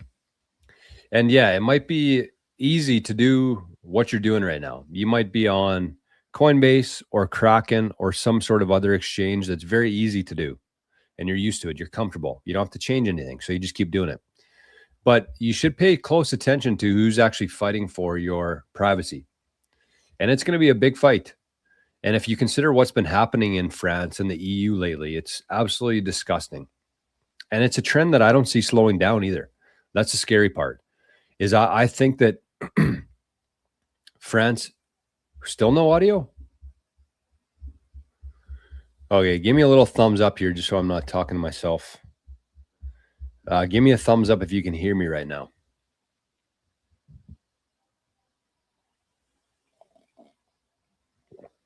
Okay, thank you, Daddy-O. So I think it's a trend that will not stop. Because if you think about what's happening, like I'm sure most people here have heard the story of what's happened in France, which is that the government, the tax department of the government, started selling customer data, started selling information, tax information, to the cartels. So people thought they were doing the right thing. They're filing their tax returns. They're claiming their Bitcoin gains on their tax return. And the tax authorities in France sold that information to the cartels. That's literally what played out there. Okay, you know how fucked up that is? So if you needed another reason not to file your tax returns, I mean, look no further than that. So they sold the tax returns, sold the addresses, knew that they had Bitcoin. They've been kidnapped. They've been tortured. They've been held at ransom, for ransom, because the tax authorities were selling their information to the cartels. So why I don't think that this is going to slow down, I think that France is probably just the first place that this is going to start to happen. Why? Why do you say that, Jor? Well, because think about what's happening right now. Think about what's unfolding in front of our eyes right now. Our dollars that we use to transact with and to store our value with and to record who owns what in the world are done. They're being inflated, which means that the average person's life is getting harder and harder. They're being forced to work harder and harder for just the same amount to barely keep up, like barely have their mouth above the water right now. And that's not slowing down. It's not going to start going the other direction. It's not all of a sudden going to get cheaper to buy things. It's just going to get more and more expensive over time. So people are going to get more and more desperate over time. And so as these governments around the world continue to fail and collapse, even though there's no news reporting this, that the Canadian government has collapsed or the France government has collapsed, it's literally unfolding right in front of our eyes right now. If you have any sort of common sense in your brain, you see what's happening here. So these governments are collapsing, and these governments employ a lot of people. And so people's lives are getting more and more expensive. They're not getting paid anymore. And many people are going to get laid off and have already been laid off. So what's going to happen? People get more desperate. When people are desperate to feed their family, what do? Desperate measures. What would be a desperate measure? Selling fucking people's information to the cartels, knowing that they're going to go torture them and steal from them. That's why that happened. It's not because the French tax authorities doesn't like Bitcoiners. They're desperate. Everybody is desperate right now. And so when you voluntarily give your information and your data over to people like this, they're going to use it against you because they're desperate. Not because they don't like you or don't like Bitcoiners or have any other thing going on in their life. It's because they're desperate. And as it gets worse, as people get more desperate, more and more things like this are going to continue to happen. So, I mean, first of all, big shout out to Bull Bitcoin. I would recommend, I'm not going to tell you what to do here, but again, this is what we talk about all the time on the show, is like, you have the ability to vote. You have the ability to vote every single day with every decision that you make throughout the day. And I would say, personally, I'm going to start buying some Bitcoin with Bull Bitcoin specifically for this reason. And I have this referral link that I got like 3 years ago. I don't know if it works even still, but I'll share it with you just in case. So consider it, even though it's going to be a little bit more difficult for you, a little bit more, you're going to be a little bit more uncomfortable. Consider voting with your attention with Bull Bitcoin. So I love Bitcoin Well. I love River. I will still continue to use those, but consider at least signing up for an account and trying to buy some Bitcoin with Bull Bitcoin just to show your support, because they're taking on this legal battle that nobody else is willing to do. And what we need to do is support people who are doing things like that, because it's not easy. Imagine Francis, his headquarters for Bull Bitcoin are in France, where all this is happening. I'm sure the last thing that he wants to do is put a target on his back from the government and from the people who don't want that to happen. So what we have to do is we have to support them in any way that we can. So spread the message.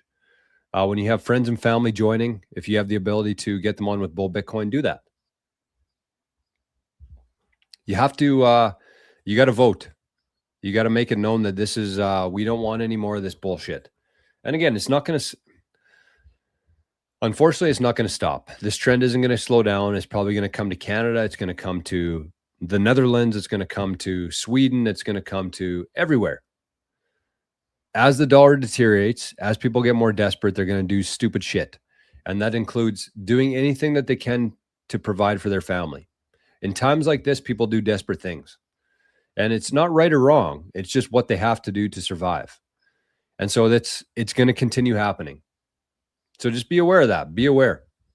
And, I could go down a whole rabbit hole of things that, I'm thinking through, and what it's scary. Let's just say that it's scary, because I've been buying Bitcoin with ShakePay for 4 years, and something inside of me is very tempted to sell all of it back to ShakePay so that they have a record of me selling all my Bitcoin back to them and then rebuying it other ways. Will I do it? I don't know. Would it be a nightmare to do? Yes. Would it take a lot of my time to do? Yes. But do I think it's worth it? I honestly do. Because this stuff is scary. This stuff is no joke. And it's not going to slow down. So just be aware. Be aware. Just keep it top of your mind when you're doing things with Bitcoin. Again, not everything is black and white. Because you have Bitcoin doesn't mean you're a sovereign individual. Because Bitcoin is, you can use it privately, doesn't mean that a lot of people don't have information that you have Bitcoin with your physical address attached to that. So just be aware. Just be aware, act accordingly. And I would say vote for the people who are fighting the fight that you believe in, which in this case is Bull Bitcoin.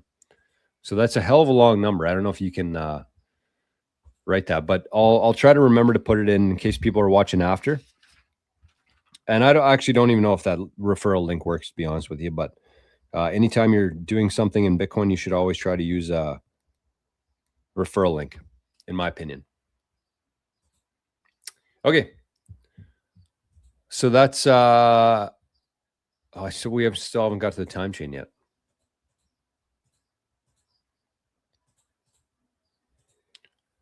So here we go. Oh yeah, we did. Yeah, we did. We just didn't go through it yet.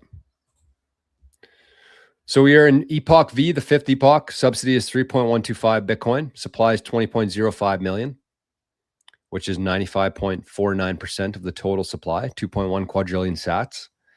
The exchange rate today, if you got $1, 1 unit of illusion, you can trade it for 1,591 units of reality. It's a pretty good trade. 1 unit of the worst money in human history for 1,591 units of the best money in human history. Heck of a trade. We call that one the deal of a lifetime. And VIA BTC was the winner of the last block, which was 957,323.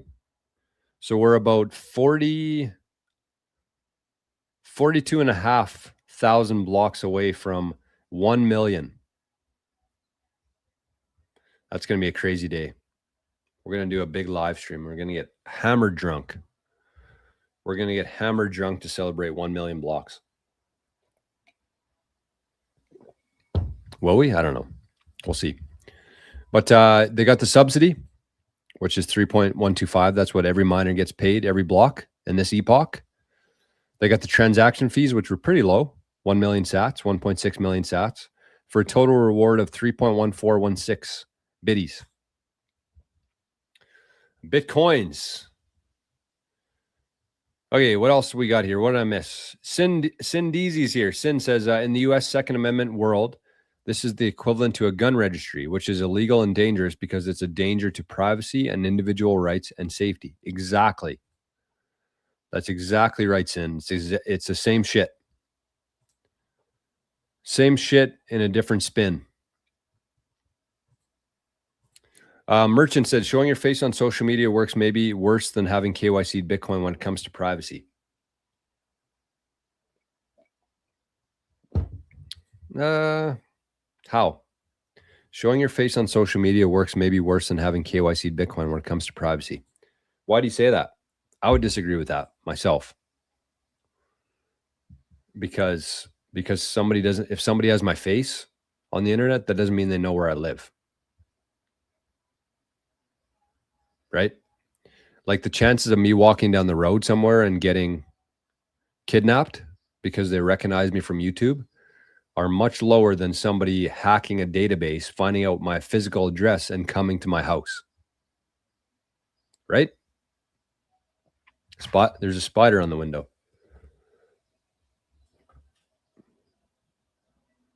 What the hell? What the hell kind of spider is that? It looks like it's got a stinger on it or something.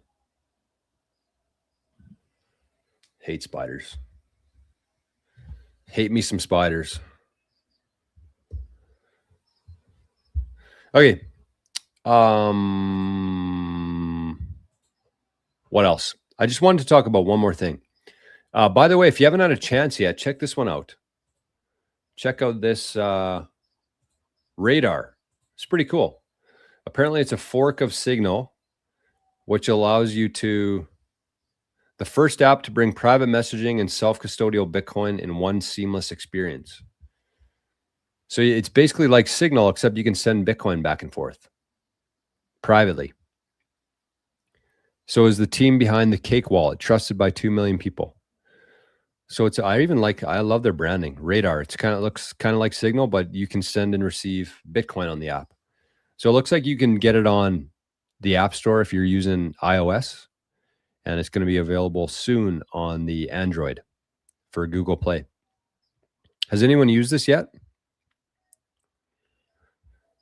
So it says the way it's been, want to send a private message, you have to use one app. Want to send some Bitcoin, you have to use another app.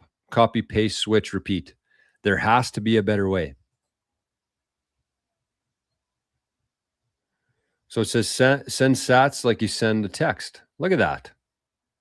So it looks exactly like Signal because it's a fork of Signal. And I believe it was Seth for Privacy who created this wallet with, I guess it was the Cake Wallet team. But Seth for Privacy, that's a hard one to say. Seth for Privacy was on Odell's show yesterday. Not Rabbit Hole Recap. Citadel Dispatch. So a couple things. If you're an iPhone user, check out the Radar app here. See how it works. And if you're interested in like learning about it, how it works, check out Odell's podcast yesterday, Citadel Dispatch with Seth for Privacy. I haven't listened to it yet, but I'm sure it was a great episode. So look at that. You can chat and you can send Bitcoin. That's pretty cool. That's pretty cool. Plebinator says Seth works for privacy, or Seth for Privacy works for Foundation Passport. Made in the USA.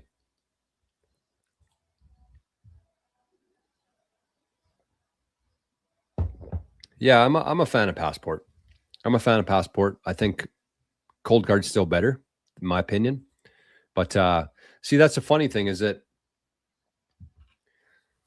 me as a guy on YouTube who talks about Bitcoin and privacy and all this kind of stuff, self-custody, that's kind of the main focus of the show.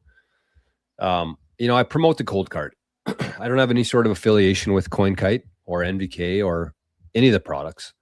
I just love it.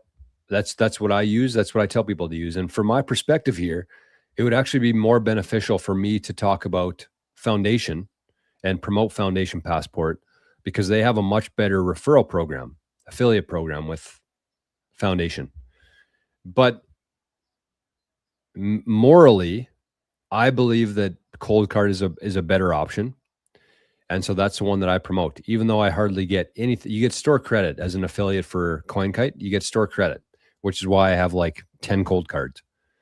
But it's still not going to change my mind on it. Even though Foundation Passport is a much better affiliate program, I believe myself that Cold Card is a superior product. And so that's why I promote it. But both. If anybody out there is thinking about getting a foundation or lives in the US and wants to get a foundation, I would 100% support that. And I think I do have an affiliate link. I just don't know where it is for foundation. But it doesn't matter. That's not what it's about. It's about keeping your Bitcoin safe. That's the main thing. Lauren said, love the hat trick video. Thank you, Lori and Adam. Yes, no doubt. Lauren said, let's make Praetorian's birthday wish come true. Smash like on Rumble. Let's see where we're at. Can we do it, Praetorian? No, nobody's liking. We're stuck at 19 thumbs up. We got 27 people there, 19 thumbs. By the way, if you're watching on Rumble and haven't subscribed to the channel over there yet, please do. Please do. Plural said, check your email. Sent a funny screenshot. Can't make it up. Primal glitched at the perfect time. Oh, God, this should be good.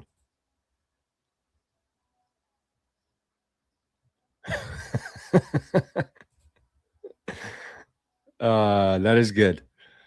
That is good. How can I show that without showing my whole inbox?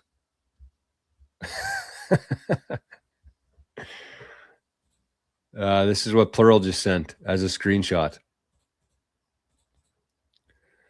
It said, showing, this is the comment from Merch. It said, showing your face on social media works maybe worse than having KYC'd Bitcoin. And then my face is responded accordingly to it. That looks like a cool painting. That looks like one of those, a painting. Although I'm kind of making a weird face, but it doesn't matter. That's good stuff. Sin says, happy birthday, Praetorian. Yeah, his birthday wish is to get everybody on Rumble 1-to-1. The amount of people in there equal to the thumbs up. Okay, well, it's after 11 here, my time. I haven't even checked the zaps today. I apologize for that to the zappers out there. But I think most of them were on Zapstream anyways, I think. Hey, while I'm here, can you guys and girls let me know what this sounds like to you? How does this sound? Can you still hear me okay? Okay, so we had Maria 5K. She sent in a shot of espresso today. Maria, shot of espresso. We got Chuck with the double shot. We got Moravian with the double shot. Josh with the King Zap. Marks. And we got, I missed one here from Duncan. Can you hear me? Josh said the sound is good, just seems further away, but you are back more. Okay. Duncan sent in a DCA. I am talking a little bit louder like this too. Duncan sent in a DCA saying, working but listening in the background. Thank you, Duncan. DCA of 47.55. Thank you, Duncan. Okay. There we go. Thanks, fellas. So I guess you can hear me back there, but then I feel like I'm talking. I feel like I'm yelling. So thank you, everybody, for the support today via Zaps. I appreciate it. I do appreciate it, my friends. Okay. Well, I think I want to share one more resource today for everybody. Which is something I used to talk about all the time, but I haven't lately. But I figured since we got some hardcore Bitcoiners here watching the show at this time in the cycle, I figured this was a good resource to share today. So this is called Apollo Learn. But there's also Hey Apollo, which is where? HeyApollo.com right here. So you can actually use this. Oh, they changed the name of it. They changed the name of it. I wasn't even aware of that. They still have Apollo Learn, but now this must have been changed. Apollo is now Candec. Huh. Okay. Candec. So it says rebuilt to help Bitcoin companies collect reviews, buyers trust. Okay, interesting. I thought this was for Bitcoin buyers, but it's for companies, I guess. So companies can share their CanDeck link with their customers, and then they can make reviews on it. So if you go to reviews up here, this is really cool. This is a great resource here. So for Nostr, for exchanges, you can click into it and you can see what people are saying about it. So here's Bull Bitcoin. It's got 13 reviews and it's got a 4.9 out of 5 rating. And you can read what people say about it and how they, what they're saying about it. Customer service is simply the best in the industry. Platform is really easy to use and safe. You can get KYC and non-KYC Bitcoin. I would never use another exchange than Bull Bitcoin. And here's another one. I've been using Bull Bitcoin as my exchange because I'm behind everything they stand for. That's a vote. That's literally you voting. They keep innovating with more features and ways to help us live on a Bitcoin standard. I've been using the non-KYC function through Canada Post. Well, that's old. Yeah. In Canada, believe it or not, we actually used to be able to buy non-KYC Bitcoin from the post office with cash. It was like the coolest thing ever. And then, of course, the government caught wind of it and shut it down. But these are all from 2023. I wonder if there's any more. Why aren't these more current? These are all from November 2023. That seems weird. But anyways, good resource here. Hardware wallets. You can see the seed signer, the passport, the cold card MK4. So it looks like it was rebuilt, but some of these reviews are a little bit older. But still a good resource. So it's called CanDeck now. I didn't even know that. CanDeck.com. So you can check it out for Nostr clients, for exchanges, for everything in and around Bitcoin. You can find out what people are saying about it. So pretty cool. Okay, Sin said, did my Zap go through? Did it go through Primal? And it's been, did it through Primal? It's been kind of sketch. Gotcha. Okay, let's see.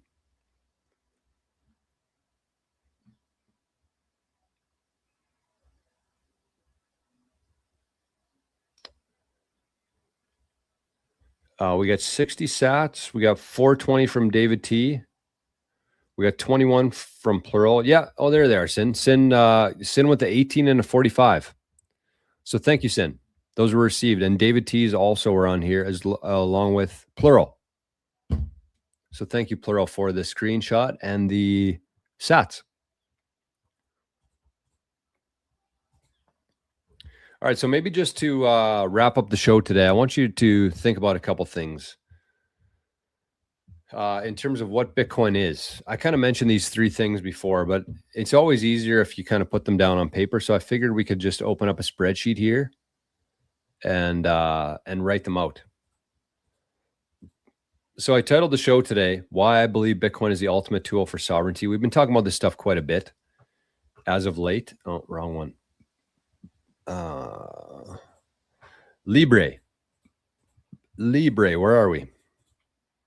Here we go.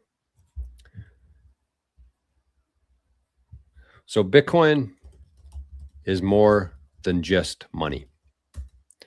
It is a kind of what the YouTube thumbnail says there. It is a brand new approach to freedom,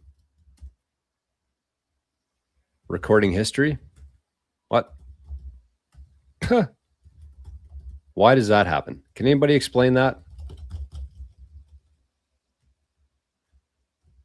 Libra is great, but man, shit like this is like, how does that happen? Brand new approach to freedom. I don't think this is going to work. Look at that. It doesn't let me go past that.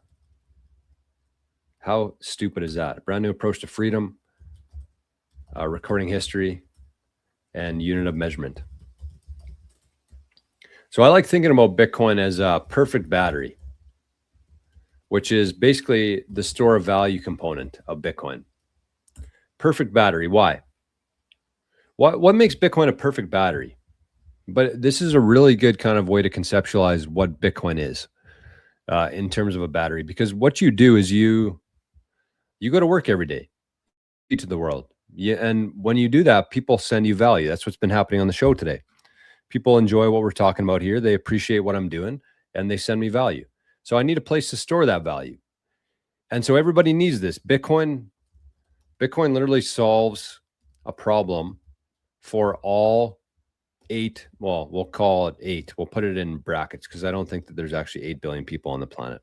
What the fuck?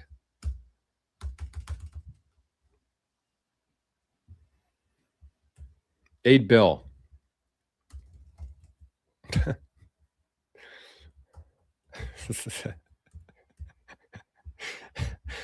Bitcoin solves a problem for all 8 billion people. So here's what makes Bitcoin a perfect battery is because if you sent 1 million sats to a Bitcoin address, what is going on with this? Looks like it's getting tripped up here somehow. Wow. Bitcoin address. Yeah, that was it. It wouldn't let me go past this. That's idiotic. If you send 1 million sats to a Bitcoin address today, it would be there in 100 years. So think about that. Think about that. You send 1 million sats to a Bitcoin address today, it would be there in 100 years. There would be nothing changed. There's no property tax. There's no monthly fees. It's just there. There's no other costs associated with it. No management fees, nothing. You can't say that about anything else. Do you think that a bank would let you keep $1 million in a bank account for 100 years without paying any fees on it? No. So Bitcoin is a perfect battery. You send 1 million sats to a Bitcoin address today, it would be 1 million sats in 100 years from now. That is a perfect store of value. No leaks. A battery that has 0 leaks. So it's a perfect battery. It's also a perfect ledger. It's a perfect ledger, which is the medium of exchange part of what Bitcoin is. It's a perfect ledger. It's fully 100% decentralized. It is perfectly transparent from the very first Genesis block. And so if you've read any of Gigi's work through the years, he basically talks about money, the exchange of money. And you can either record money, because money is basically just it's an abstract form of time and energy. So when you do something for somebody else, they give you money. So money is basically like a scorekeeper of what you provide to the world. Many people have different conceptions around it. We're never really taught this as kids of what money is, but that's really what it is. It's just a reflection of what you provided to the world. And so you need a way to record that. And so in the olden days, before the internet, and when people were very local, you would exchange money via a coin or cash, and you could physically hand your value to somebody else, and that's done. So in the physical world, you can do that. You can exchange things like coins and bills or whatever, and that's how the transaction is recorded, because I no longer have that. Somebody does something for me and I give them a $100 bill. I no longer have that $100 bill. So that's what works in the physical realm. But in the digital realm, you can't do that. There's no ability for me to make a payment to Sin in Texas, or for him to send me value without physically coming over here and giving it to me. So what do you need in the digital world? You need a ledger. And that's what Bitcoin is. That's what the time chain is. It's a ledger. So the other part of that too is that it is a peer-to-peer. It's a peer-to-peer way to transfer value. And the ledger records it. Who owns what? How much value my mail slot has in it, and how much value that Micah's mail slot has in it. So you can exchange. I can go from my mail slot to Micah's mail slot peer-to-peer without anybody in between. That's pretty cool. That's a really good money. So it's a perfect ledger, which is a medium of exchange. And so in the digital world, you need a ledger to record who owns what. And that ledger cannot be corruptible. It shouldn't be manipulated. It shouldn't be changed or controlled or subject to any of this. And that's what Bitcoin is. And that's why the decentralization of Bitcoin makes it a perfect ledger. So you can go back to January 3rd, 2009. You can see every single transaction that's happened in Bitcoin's history. And it is also a perfect measuring stick. Like a ruler. Right now, the measuring stick that we use in fiat is completely shattered. Has been for many years now. Because why is it shattered? Because we have no idea how many units there are. You can't fairly value anything if you don't know how many units exist. So we know exactly how many units, sats, exist today. We know exactly, well, no, not exactly. We know approximately how many units will exist in 100 years from now. Well, I mean, I say approximately because if you say 100 years from now, that would suggest like July 3rd, July 9th, 2126. So this exact date 100 years from now, we know approximately. But because of the difficulty adjustment, the difficulty adjustment ensures that the supply is reliable and accurate. And so there's many different things that you need to know about Bitcoin to understand what's happening here with the battery, the ledger, the measuring stick. Because if you don't understand the difficulty adjustment, you don't know how that would be accurate in 100 years from now. How could we know if the blocks come in on average every 10 minutes, what's to say that we won't just have a shitload of energy, abundance of energy, and we'll just get the Bitcoin quicker?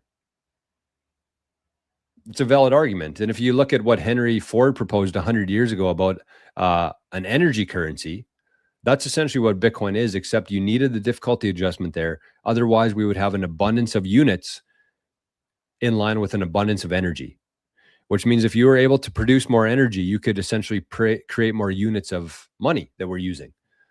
So it is Henry Ford's idea of energy currency on steroids, and something that would only work because of the difficulty adjustment. Because of the difficulty adjustment. That's what Henry Ford didn't have. Obviously, they didn't have the internet back in 1920. So because of the difficulty adjustment.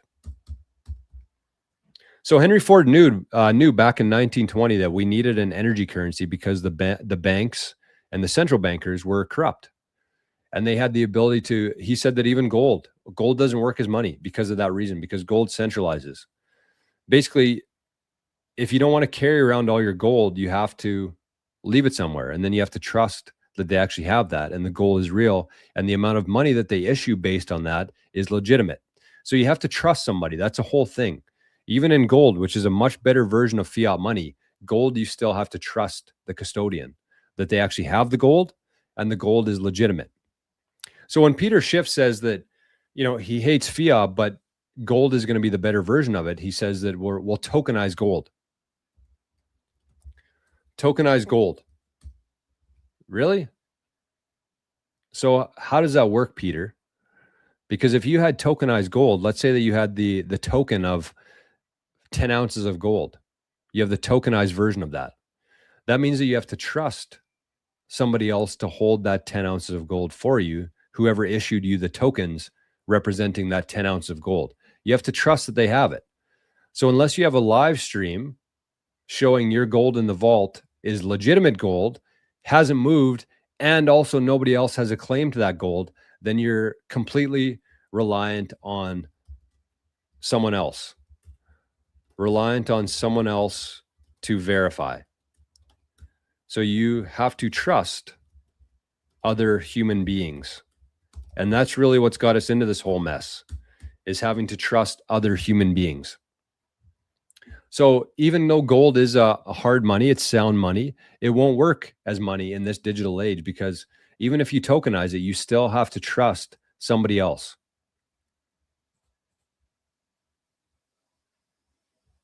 Since that a token is just a digital IOU. It's exactly what it is, literally. Bitcoin Barber says, Ford, in my opinion, would be against Bitcoin. Go check that fugger's history. Okay. That's an interesting thing because I feel the exact opposite of that. I think that Henry Ford would have been the biggest advocate of Bitcoin. That's what he came up with in 1920 was an energy currency. That's literally what Bitcoin is. Go check his history. He also wrote a very interesting book that many people might not be aware of. A very interesting book Henry Ford wrote. And maybe I'll just show it here. I won't say it, but I can show it. And again, I'm not, oh, what happened here? Oh, I'm sharing the whole screen. Okay, so if I go to Google, check, oh, there's the energy currency right there. So this was Ford's idea for an energy currency, which I believe would be Bitcoin. So but it's important to look at the title of this. He said Ford would replace gold with an energy currency to stop wars. So he was very much in line with natural wealth, which is energy, because everything is energy. And money just represents that. Money is an abstract version of time and energy. So Ford understood that. If we go back to here now, Henry Ford. Oh, they won't even put it on here. International book. I'll just put that. So this is kind of the book that Henry Ford wrote that many people probably aren't aware of, but worth checking out. And, it's one of the subjects. And again, I'm not saying that I'm against any sort of race or religion or anything like that, but it's very well known that a specific race throughout the years has been kicked out of many countries and guilty of a lot of extraction from the rest of civilization. And so he said that was the world's foremost problem. He wrote a whole book about it. And when you think back to what the book is about and what's happened throughout history, even going back to Jesus, his biggest issue was with the money changers, the people who had the ability to control the money. And so Henry Ford knew that. Henry Ford knew that that's what was going on there. And again, don't go black and white here. Find some gray, because every race, every religion has some good parts about it and some bad parts about it. And yeah, this is like not my opinion. This is what's happened throughout history. So Henry Ford recognized this back in the day and wrote a book about it. He called them The Mass Production of Hate and the World's Foremost Problem. So that's what it was. I believe the only time in history that Jesus got upset was when in the temple, I believe, at the money changers. So that's really what, I introduced this topic on the mastermind the other day, which was, by the way, I believe the mastermind now, good news for everybody, is going to be on Tuesdays as usual, but also on Thursdays going forward. So I was thinking about this morning, it's kind of cool. And maybe we'll get in touch with those guys from BitChat, because they do their show Monday, Wednesday, and Friday. And the BTC Mastermind is now going to be on Tuesday and Thursday. So if you're a Bitcoiner who enjoys the content that we put out, you're going to have a fairly aligned group of guys from different parts of the world talking about Bitcoin every day, Monday through Friday. So it's kind of cool. Hopefully we can fill that gap there on Thursdays. But I don't think we're doing a show today. But I mentioned this the other day, is like, we were talking about the 250th anniversary of the USA and who they were fighting against at the time, the King George III, I believe it was. And so they knew who the enemy was. They knew who they were fighting against. But I think that most people who are in this war today don't know who you're fighting against. And again, I'm not saying that it's all one race or religion. I'm not saying that. But I'm saying that our enemy is the central banks. Our enemy is still, to this day, 2,000 years later, our enemy is the money changers. And that's what we're trying to destroy. That's what Bitcoin's main mission is to separate money from state, separate money from the central banks. And that's what it does. And it's been doing that since 2009. It's revalued the fiat dollar. Fiat, the US dollar, is down 100% since Bitcoin was created, or the first block was mined back in 2009. 100%. So it's already doing it. It's just most people don't know that it's happening right now. But we do. We're aware of it. And just imagine, as time goes on and as more and more people figure this out, imagine how much the demand and the people who are chasing these scarce units that we call Satoshis is going to increase. And if you understand math and economics, more people chasing same amount of units equals purchasing power, value goes up. Real value, not fake price, but the real value of those sats goes up as more people want them. And as more and more people understand this. Because people always say, you know, if people don't understand Bitcoin, they say, what is it? What is Bitcoin? And that's why it's hard for people to explain it, because it's so many things. It's a perfect battery. It's a perfect ledger. And it's a perfect measuring stick. And I forgot to put unit of account here, because that's what it is. Unit of account. Replacing the USD as the world reserve currency, the unit of account, because that's how everything's priced, right? When you're trying to figure out the price of things and the value of things, top number divided by bottom number. But when you don't know what the bottom number is, that's a whole issue. So that's why fiat sucks. That's why the US dollar sucks as a unit of account, because we don't know how many units exist today, and we don't know how many are going to exist, definitely not in 100 years from now. With Bitcoin, we do both. How much there is today, approximately how many there will be in 100 years from now. Bitcoin Barber said, I must say Ford might have wrote a good book, but his actions proved what he was. By actions, I mean financing the Nazi death cult while making money here in the States. Again, two things I'd say to that, Bitcoin Barber, because, I mean, you could be right. I could be wrong. Legit. I could be. Maybe about the energy currency, maybe about the book that he wrote, maybe where his intentions were. I could be completely out to lunch with it. But I would also say that don't believe all the history that you've seen before as it relates to this. And I'm not saying that Ford wasn't doing that. I'm just saying maybe we don't know exactly what happened and why it happened in the First and Second World Wars.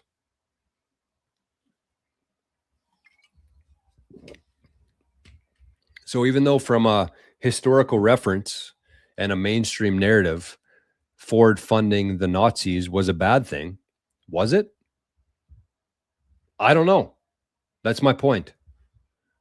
I don't know, because a lot of history that I've been told anyways has turned out to be complete and utter bullshit. And whatever they told us was pretty much the exact opposite of what really happened. So agree with you. If this is true and the Nazis were indeed everything that we think that they were, then yes, this would be a bad thing for Ford.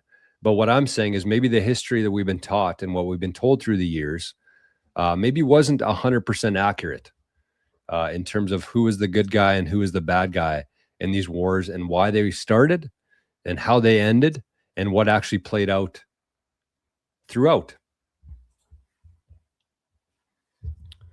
So that's just, I guess, a matter of opinion on that, because I don't know. That's I guess my point is that I don't know, but I'm interested in finding out. And that's what I hope to do on these shows every day, is just, you know, try to find the truth wherever it's relevant. Not just finding truth to find truth, but finding truth that is relevant to our current situation right now. So yeah, I mean, it's an important trait, I think, and quality to be able to look at things with without a lens, with just the assumption that everything we've been told is a lie. And so where do we go from there? Everything we've been told is a lie. So where do we go from there?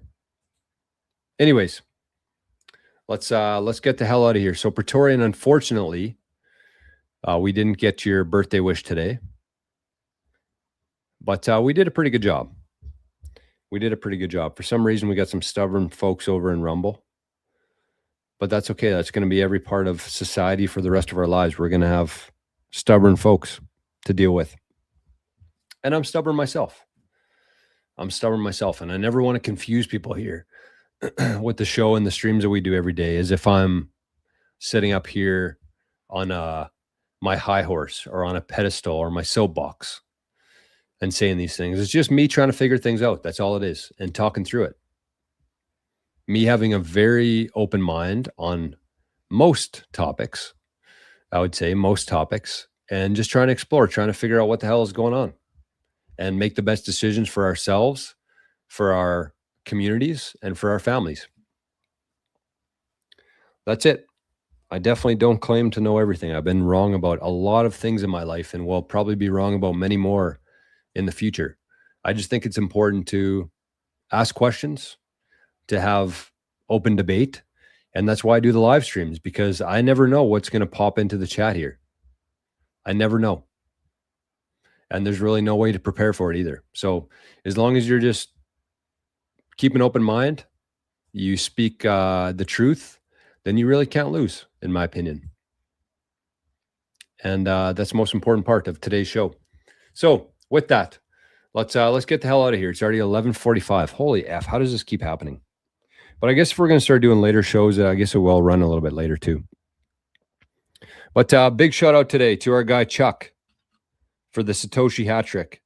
Big shout out to our guy Moravian today, to Josh, to Maria, to Duncan, and to Bull Bitcoin.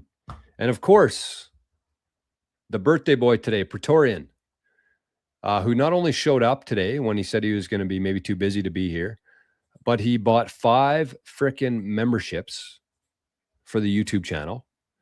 And he sent a $10 support over on Rumble today. So thank you, everybody. And for those who don't have the means to do it, that's okay. I understand. But make sure you're at least pressing the thumbs up, leave a nice comment, be active in the live chat if you want to be, and keep voting with your actions. Very underrated part of life is voting with your actions. The decisions you make throughout the day are what we turn this world into. And we can sit here, we can bitch about it, about our guy not being in power right now, or wishing that our government would write a different law. But we have the ability ourselves every single second of every single day to decide who we want to support with our time, our attention, and our energy in the form of money. So be aware of that. That's the most important vote that you'll ever make, is how you spend your days, how you allocate your time, and who you give your money to. So that's it. Let's get out of here, my friends. Let's head over to Rumble. Let's do a quick raid just to stay on top of things here. And we'll be back here tomorrow for Fat Zap Friday. Hopefully it'll be the fattest Zap Friday of our entire life. I think I'm going to be here.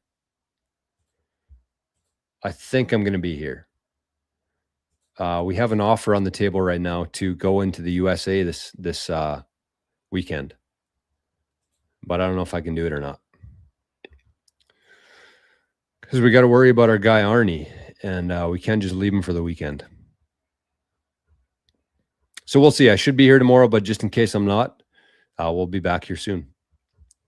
Okay, where's the lives here? Let's check this out. Badlands. We like Badlands. Let me bring this up.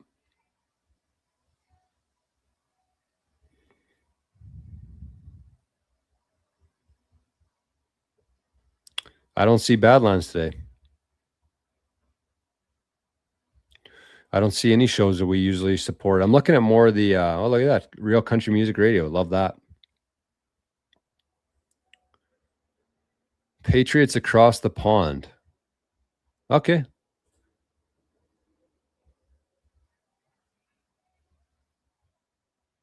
Are they live? Are we active there?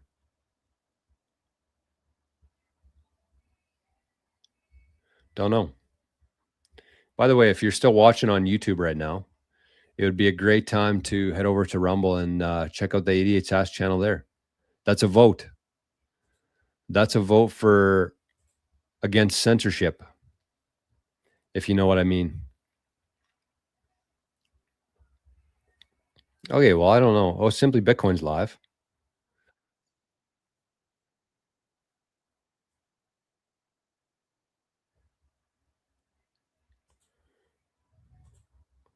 Sorry, Simply.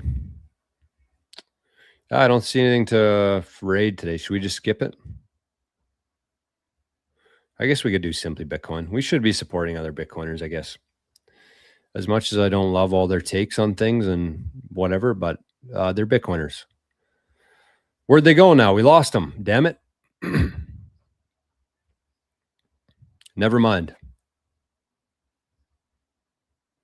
Trumpet Daily. Let's see this. What's that? Trumpet Daily. Man, this is hard to find. Why is this so hard to find today? The Dana Show. Rumble only today. What's this about? Alibaba.